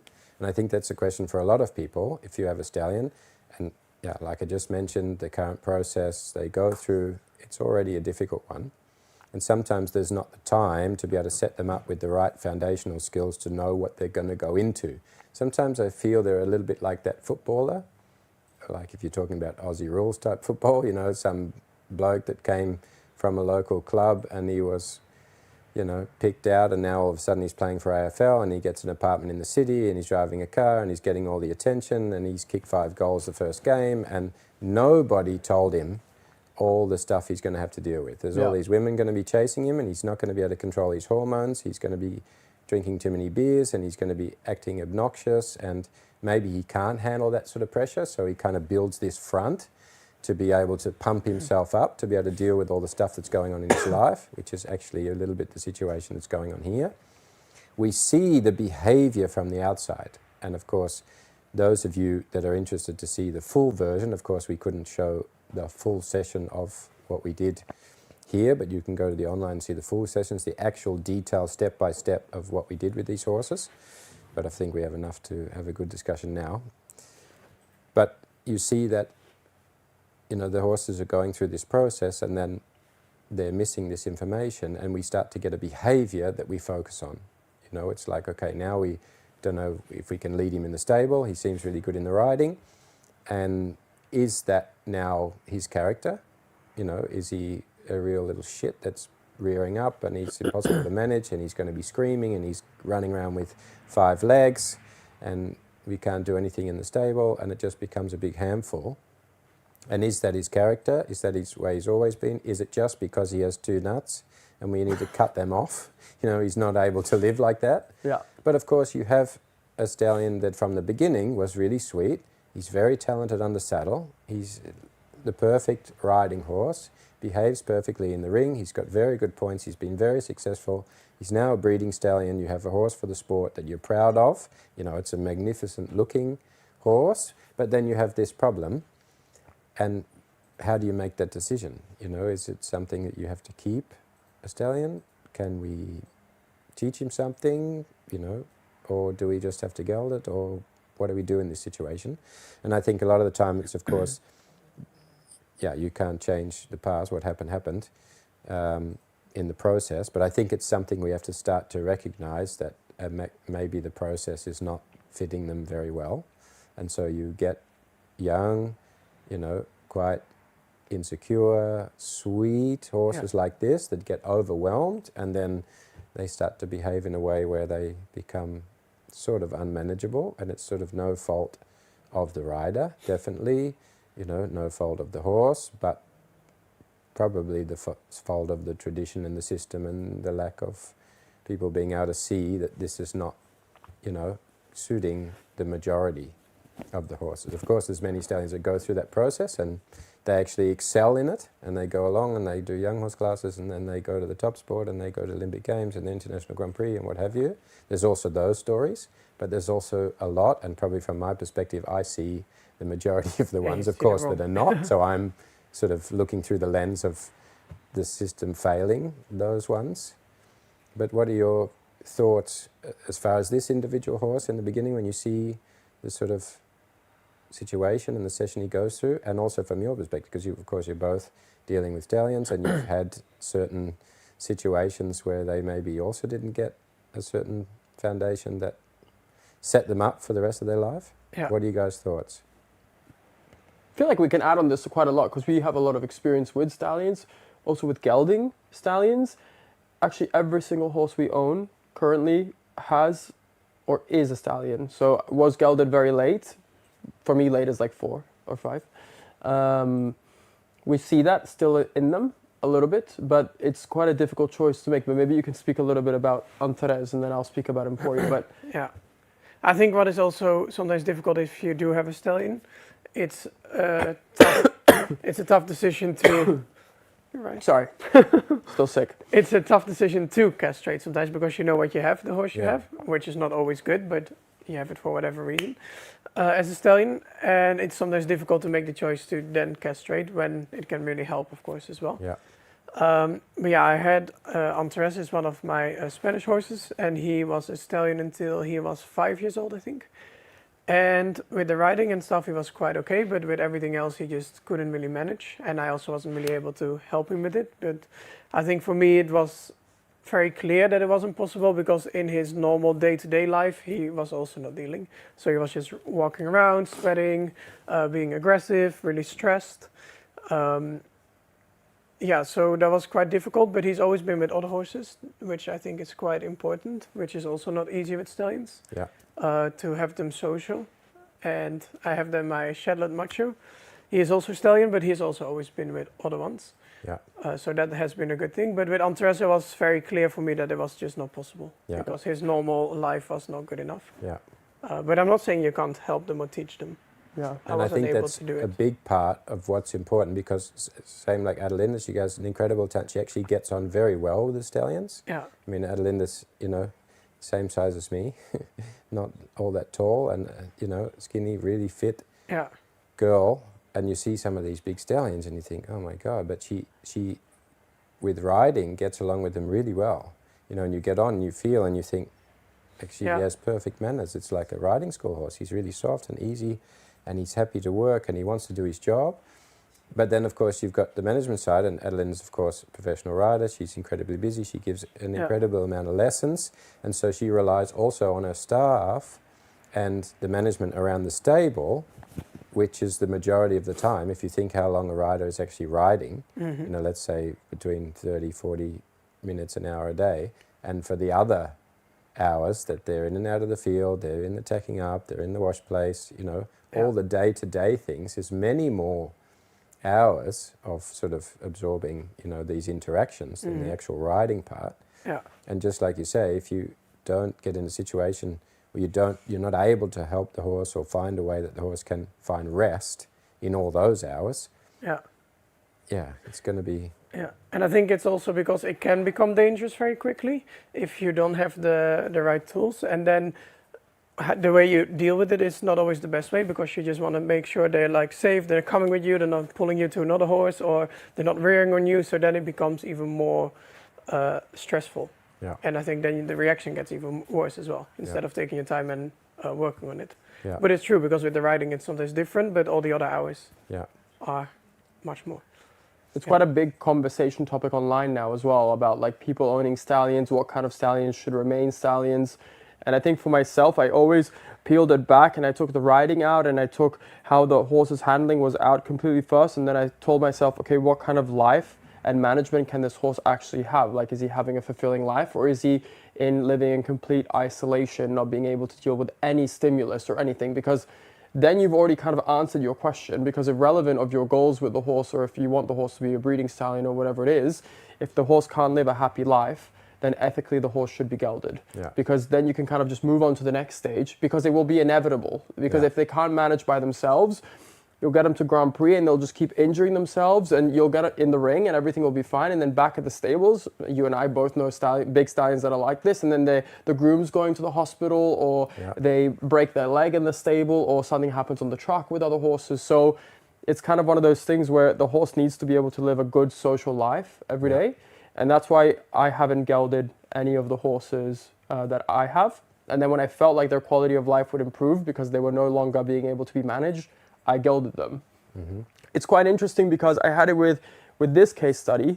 the horse kind of started to change when the breeding started to happen, because of course then the horse has two jobs. It's a riding horse and it's a breeding stallion. And I had that with Emporio too, because I kept him a virgin stallion for a very long time because he was a little bit more sensitive to stimulus. Yeah. And I wanted to kind of get on top of that first and see if I could manage him correctly. And then when I realized that I could, I entered the whole breeding journey. And what I did that kind of helped me, I don't know if it will help anyone else, but my stallions all love a routine. They get very set in their routine. And the first thing I was worried about is that he thought that every time we would get on the truck that he would go breeding. Yeah. Because then he would start like going crazy already. So I made a deal with the facility where I was breeding at, that when he would arrive, I wouldn't touch him anymore. The guy would come. I never have chains on my horses, none of them, because I feel like, firstly, you're not fixing the issue, makes them head shy, all these things. Yeah. But I said to him, put a chain on him because I want him to have like a physical feeling for an association. Yeah. And I only wanted him to handle him. And I told him, I said, within reason, but let him be a stallion. So let him do his thing because he's here to breed and he's here to be a stallion. So if he screams, if he does, I mean, Emporio was never throwing legs or anything, but he would make himself really big. I said, let him do it. And then as soon as he's finished breeding, you put him back in the truck. And then after that, he needs to think that he's with me again. Yeah. And that's a whole other Keep it world. really separate. And, Yeah. Because I can't be telling him like every day of the month, no, you can't do this. And then all of a sudden I arrive at a new facility and I expect him to just forget everything and all the training, and he has to. Yeah. Yeah. And that actually worked really well. Yeah. I never had any issues. He never changed as a breeding stallion. Yeah. Yeah, that worked for us. And I think an important part, what you also said, was the preparation before he started breeding. You know, that you have enough time to also teach them to be social and to teach them how to manage themselves in different situations, or, you know, when the time of year comes, it's spring and the mares smell a little different and the warmth on the back, and what does that mean to them? Are you also managing yourself? Like, what's going on there? Are you having other thoughts, or are we concentrating on our normal routine and you know your manners and you're going to behave well? Yeah. And I think if you lay that down, then you also have something to come back to when you go to a challenging situation. You might go out in spring the first time to your first competition or whatever, or they're exposed to a lot of things that challenge these management skills within themselves. Then you have something to come back on to be able to guide them on the right path again. And of course, if you see with this young guy how quickly he's able to show, how he actually felt. First it's the big act, and if you see the full length version, you see some lovely Spanish moves walking in, and Adelinda sort of going, well, this is how it is. This is him, by the way. At a rope. Yeah.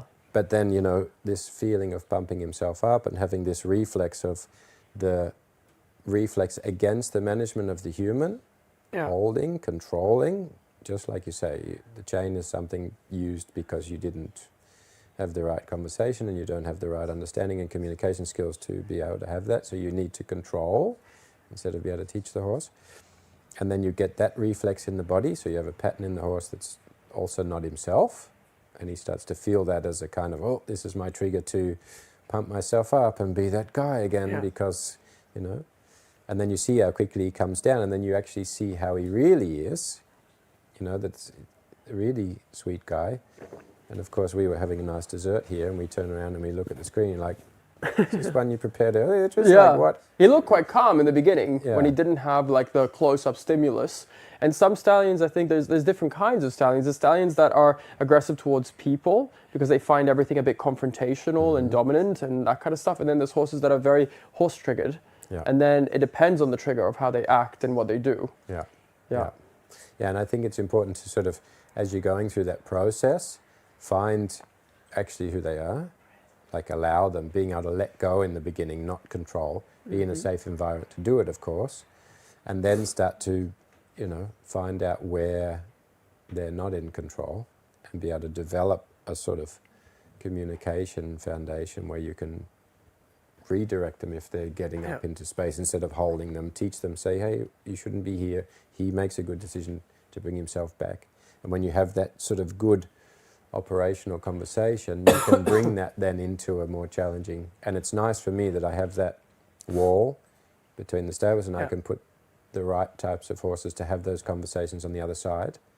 And then I find with most of the stallions, and of course we've done it with one of yours as well, we were also in that aisle with the horses both sides.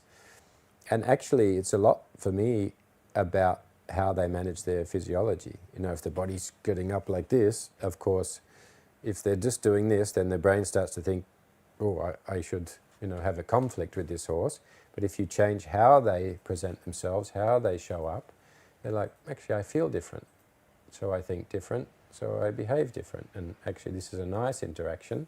Yeah. And then they can be social. And actually, some of the most wild, you know, beastly man killers have actually become the most social stallions that I've had. Put them together with geldings and other stallions, and you know, they're the first one to say, oh, you can Really? groom me, you know, pick me, you know. So That's quite impressive, actually. yeah, if they learn that, Yeah. but if they only know, you know, the sort of world of being big and Yeah. oh, now I'm I think a lot of times it goes from a 0 or 100. It's not like the steps in between, like the steps that you're showing here. And I think if you put a lot of time into that, it's so much better. You should also really start doing that with Enzo, like your. Well, that's what we're doing now already. We're trying. That's the goal. yeah. But I guess maybe if we go back to this specific case, perhaps because the horse has this inkling a little bit, then it's probably best to stop the breeding until you have that control again. Because I think you're kind of breaking that trust that you're building on every time you go to breed. Yeah. It's just like re-encouraging the behavior. Yeah. Because I think that's at least one of the things that worked for me with my horse, is that only when he was under control, then I went there. But actually a 3-year-old stallion is still very much finding its confidence, its feed, its hormones are still not balanced, and Yeah, and also that management, communication, conversation in his own body. And I think that's also with a lot of the young stallions, they sort of don't have the first good order of movement in the body.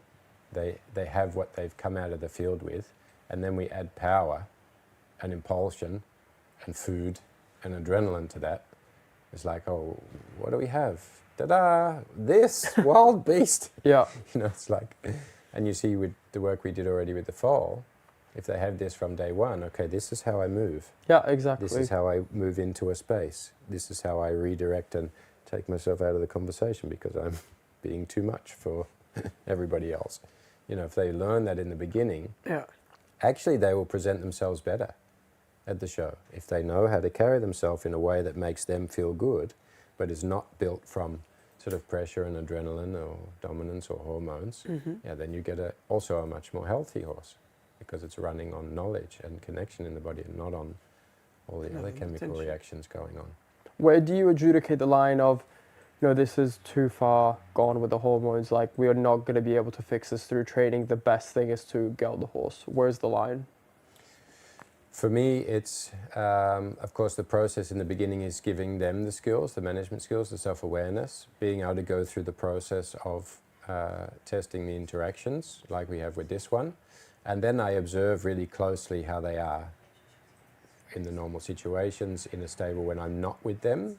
So I'll put them in the aisle next to a horse, and when I'm riding I can see, are they self-correcting? Are they getting themselves more and more worked up? And there should come a point where they start to have this self-management system, that I see that they get up in the stable against the other horse and actually they quit on it really quickly. Like we saw with this horse, he started to go to the wall, and then after a while he said, actually this is a much better place for me. And if after a while they can't have that self-regulation, then I know that the chemical imbalance in the body is going to be too much of a struggle, too much of a job for them to try to manage. And then it's also not fair. No. So, you know, there's going to be those things that are going to be continually pressing them, putting pressure on them, and that's also not a life. To say, oh God, you know, I know it's not right, but I can't control my chemical reaction in the body. And then I think it's better to have, for me, the natural way. I think a chemical castration can also be really complicated for a horse. So yeah, that's my line.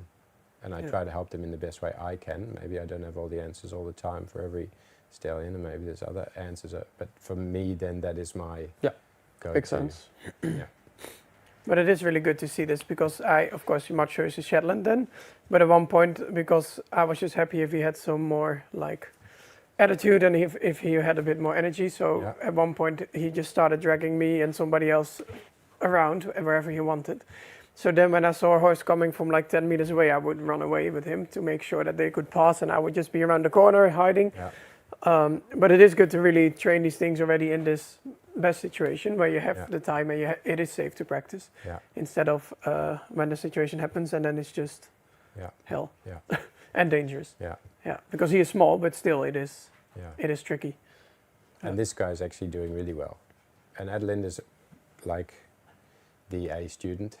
You know, it's like, okay, if I can better tell her, just practice a couple of times. Rather than, no, you have to do 5 sessions, because then she's doing her 5 sessions. But because of that, with her, she's found this rest. And of course it's new. Someone that's a very good pilot, very good in the ring, and riding every day to say, here's the rope, you have to do this move. Of course, she feels in a world where she's very handy and feeling very capable. You've got to learn this new process where you don't feel handy. And do I have time for this? It's the other thing. When you're a professional rider and you have owners and you have sponsors and you have a competition schedule and all of these things, it's also difficult to take time out to say, no, I'm going to, go to Tristan or go to someone that's going to show me a little bit of some other skills that may help me through this bit. So I have also a great deal of respect. And because of that, because she says, I'm going to try something different and try to learn something that could help, it's going well. Now she has a horse that is good around the stable and she can manage it and she can do these things. And of course, no rider wants to be that one that comes to the show and they're like, oh, here she comes. So you can hear her like, woo, Dinosaur screaming. The dinosaur's coming to put him in the box. We all know that story. But I think we should go to see if some of our viewers have some interesting questions. Something juicy, team? Karen. Sorry, It's changed. Karen's question jumped away from the screen. She was too quick. What would you have done if you let go of the rope when the horse was moving away from you? Well, I guess she means when the horse was rearing up and jumping away. Yeah, it's a good question. What do? You've got a stallion. You never let go. Try not to let go. I mean, I do remember you letting go. Yeah, because my legs couldn't go faster. On a certain moment. Yeah. I mean, for me, I'm always in like this situation. I'm in my arena, there's no other horse in. He could have gone to the wall and done something, but of course I can go and interact and intervene. The worst thing you can do is run after them. So actually, when they go, I try to actually position myself that they go the same way, so that if they run off and the rope's on the right, I try to keep them circling on the right.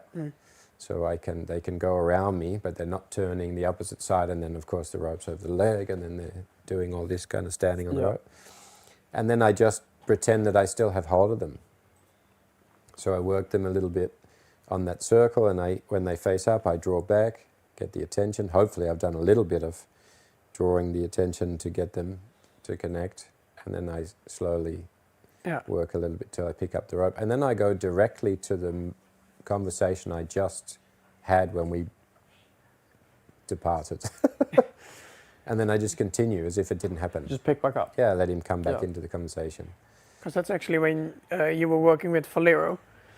And because of what happened with me and Valero, and you had him very loose and very like almost not even holding the rope. I was like, and you thought it's coming. I was like, what is going to happen? You better hang on. But it is also the more you give, sometimes the more you get back. But does it happen to you a lot that they run? Oh, I could tell some stories. Really? Actually, the ones that really, I mean, you sort of develop a feel of when not to hold is the thing. It's not when to give, it's when not to hold. Especially when the horse is in the air, you can better go with them a little bit rather than put pressure. because you don't want to have the resistance Yeah. against. And then not working the head, not holding the head, not holding the rope, but having the conversation with the body. Because if you're only holding the head at one point, the rest of the body's going to work against you, Yeah. and then you have no, you know. And they'll always be stronger. I mean, it's not that you'll never win a tug of war with a horse. Never, so you never. Yeah, and of course you want to. This sort of horse, I wouldn't go and be in a public place with. Full stop, because there is a chance you could get away, and you don't want that happening. You know, in. No, it's not safe. I mean, Yeah. what a nightmare. Yeah.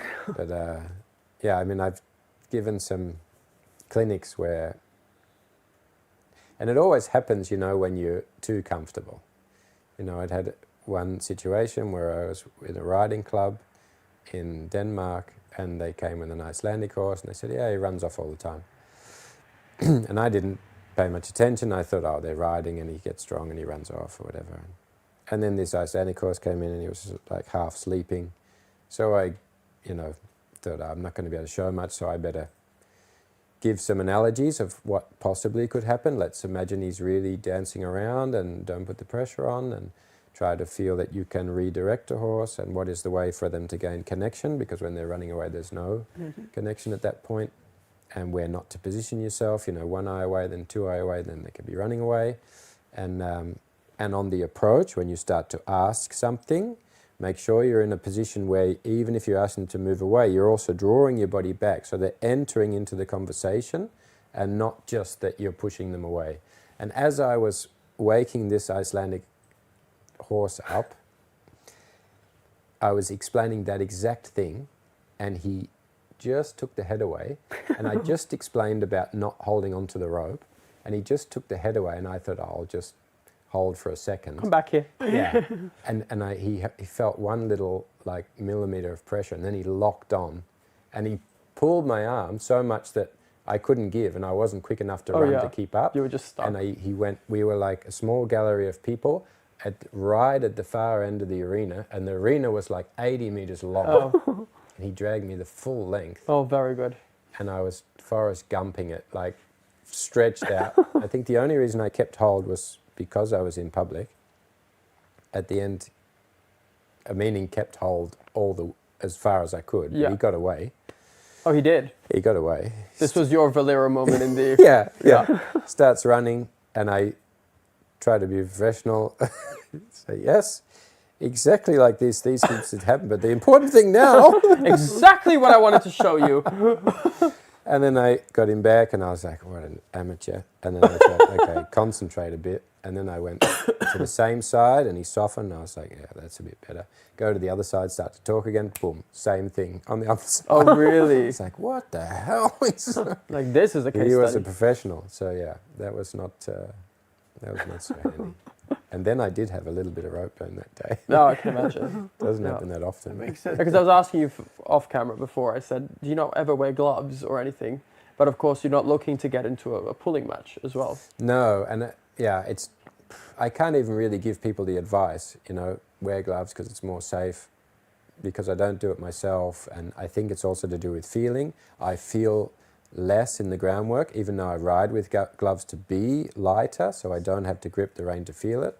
I can be lighter with the hand with gloves because you can let loose and the rein just sits. But yeah, I don't feel as much, and I've had situations with gloves where I didn't feel the running of the rope, and I wasn't giving at the moment and holding, Oh, really? and the glove melted to my hand. And so from that The worst moment, feeling when you can't open them anymore because it burns so hard. oh yeah, and whether you get the new gloves and you think they're made of nice material, and you look down, it looks like a chips packet, just like molded to your hand. Yeah. So yeah, that's that can be not so comfortable. So now everybody at home feels a little bit better. Yeah, yeah. We've all been We've there. all been there. We've all been That's there. why we can Yeah. control it now, because we've not controlled it at some Yeah. moments. Next question. How would you handle an aggressive horse that always rather goes against pressure than away from it? You guys have this situation? We don't really Well, we just talked about it don't off, have off aggressive camera. horses aside from Antares. And you have a soft spot for him, so you have a hard time admitting it, but he was aggressive because he would attack people. I consider that aggressive. I don't think he did. There were some moments. No, he was aggressive. I was scared of him. And I think if I'm scared of a horse, there's aggression coming my way in order to feel that. I mean, I remember the first time when I saw him, I was petting him and I could only pet him for maybe 2 or 3 seconds. Otherwise, it would turn into a bit of aggression. So that's true. Yeah. And mind you, it's like 155. It's not a big horse. It's maybe less than 155. But it's not that it's this big, scary, huge stallion, you know. But he was definitely aggressive. Yeah, but a bite is a bite. Yeah, a bite is a bite, especially when they're really going for you. Yeah. But actually, for him in the end, it rest. was just the hormones. It was just too much. And gelding him completely changed him. I mean, he's very sweet now. He would never dare to do anything like that. I mean, it's not even within his thought process. No. How would you go through the process, though? Say if you start and someone says, I want you to teach my horse the Spanish walk, and every time you went to lift the leg, He would try to attack. Yeah. It's a good question. But is it a stallion? Or this is no longer to do with Doesn't matter, stallions? Yeah, let's just for, it wasn't specific in the question, so we'll just go with horse. Okay. Gender neutral. Yeah. Yeah. They. Yeah.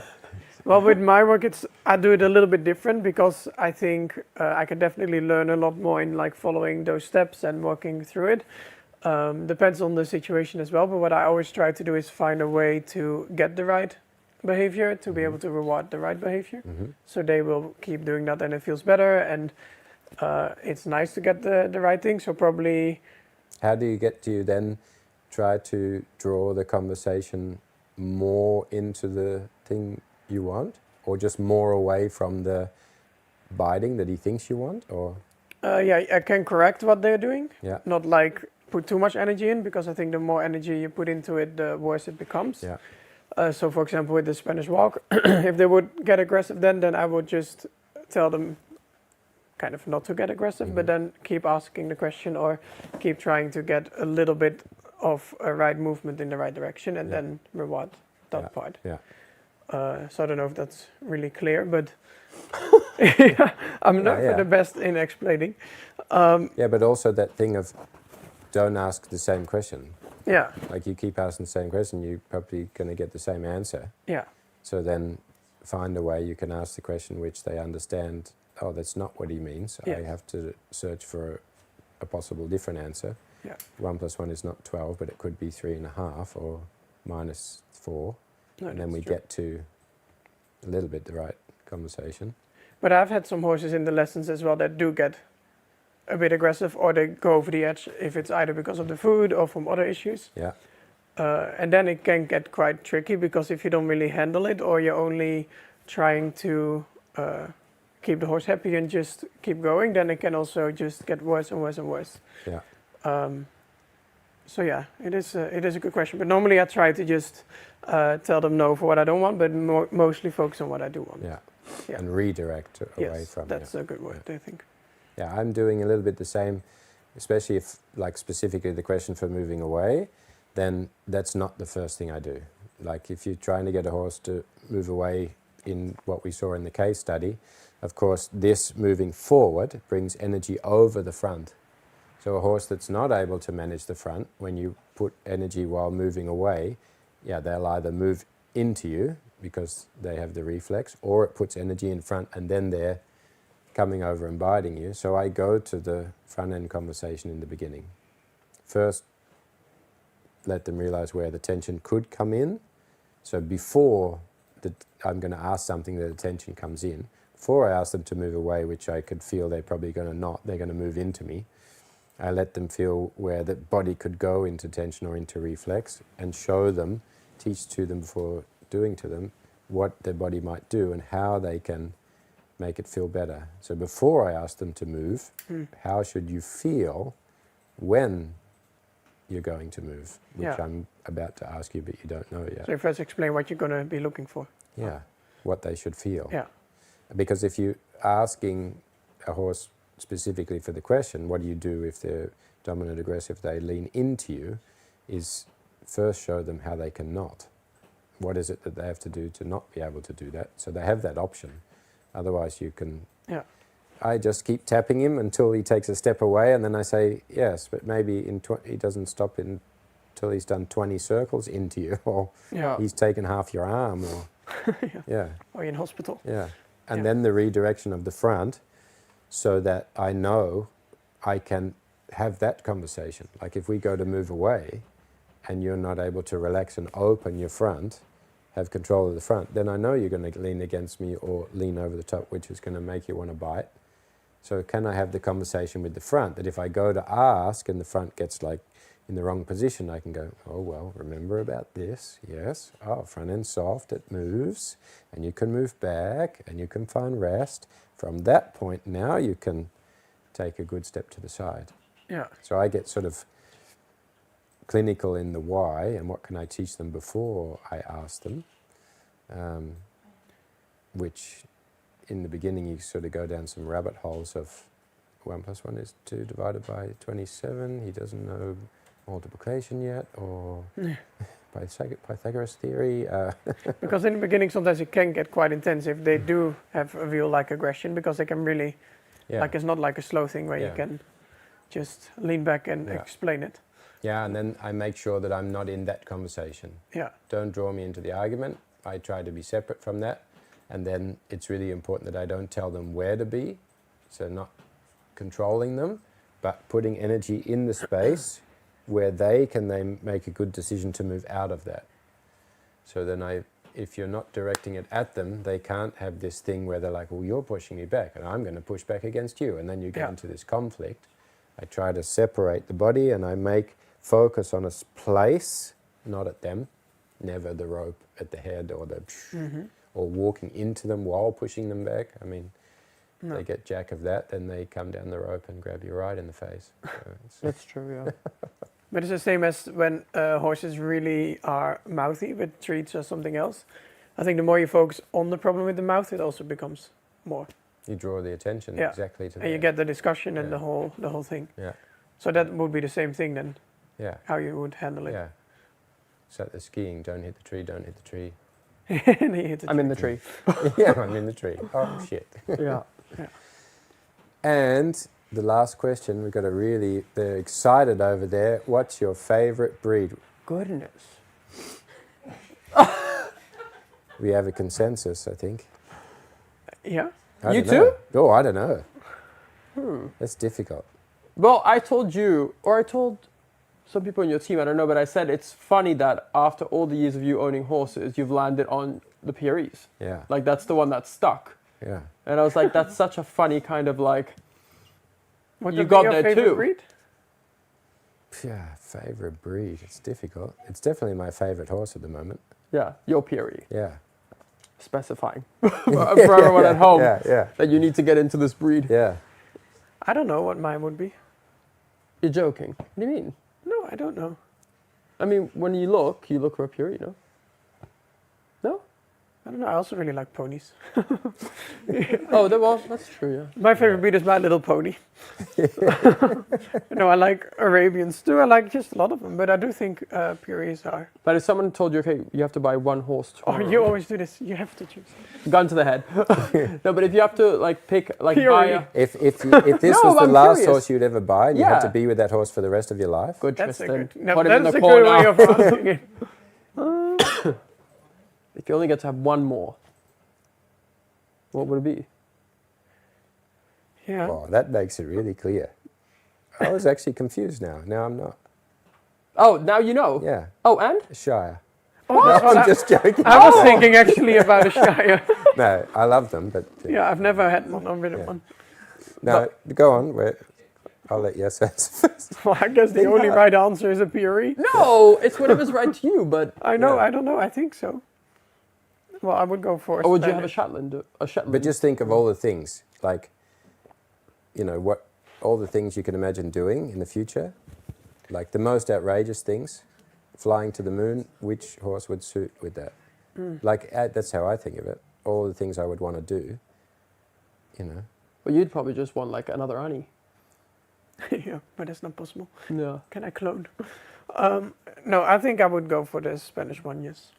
Yeah. Otherwise, I don't know, because I like them. For me, I don't really have like a breed. I couldn't see with like a KWPN or something. Couldn't. No? You? Well, I don't think I would choose one. No. What was yours then? Yeah, well, see, I then go through in the beginning all of the sort of horses I've had. And then all of the different breeds I've worked with in the world and how unique, and had really special thoroughbreds, like really special moments working with horses that just gave you that thrill you'd never had on any other horse. And certain things that I like to do with horses, and certain breeds are really suited to that. So of course, if you want to continue to do that, you have to take that horse. But then I've also had experiences in, you know, the sort of normal competition disciplines, dressage, jumping, eventing. And so I feel I've also done that a little bit. And the things that where I want to be in my headspace and what I want to work on more is that the level of connection that I'm developing within myself to understand myself. And I feel the most connection in that journey, in connecting with the horse and teaching the horses to connect with themselves. I find that conversation most clear with the PRE.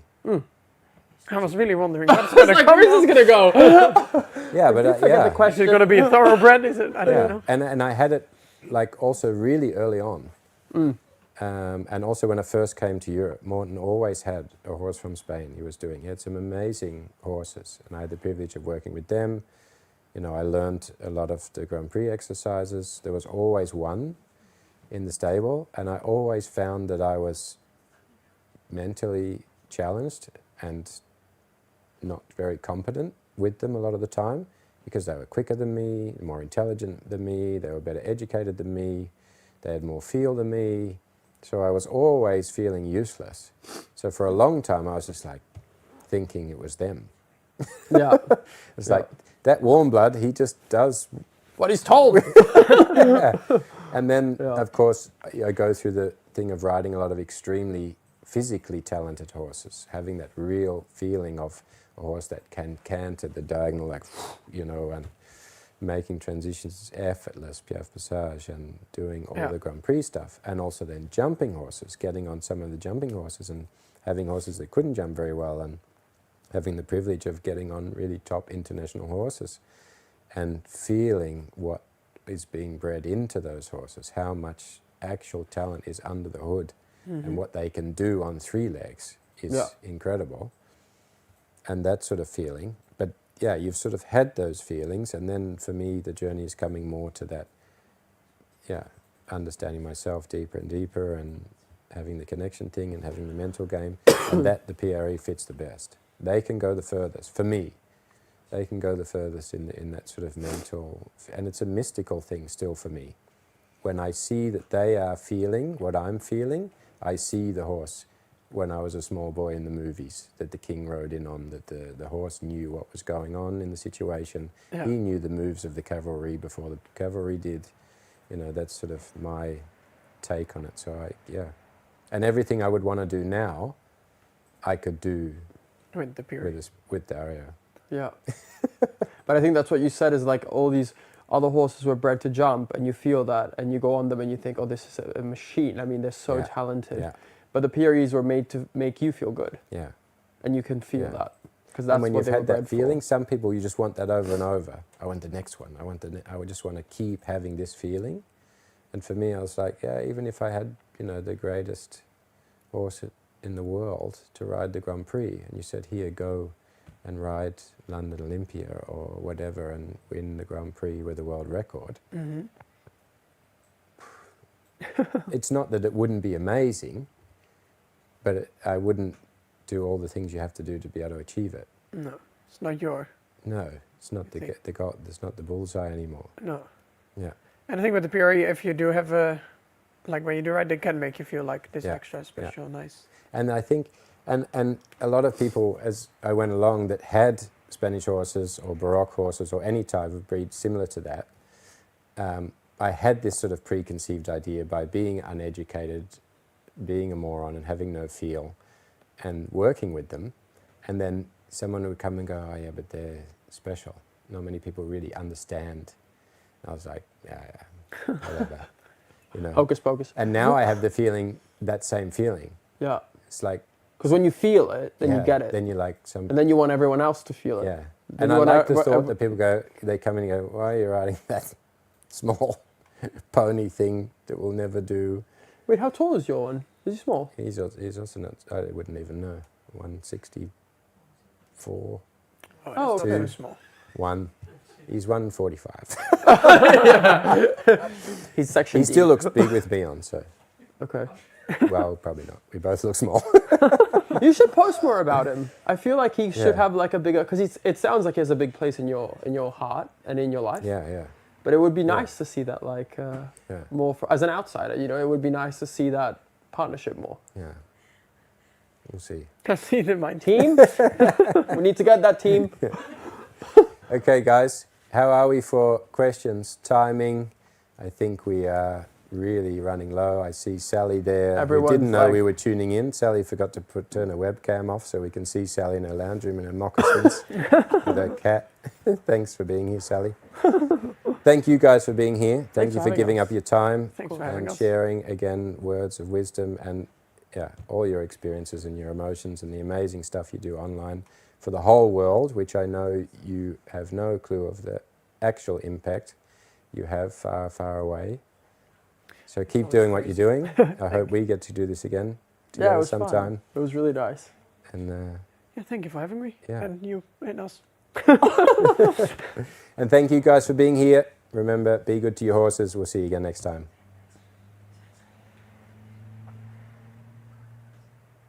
Is that a cut?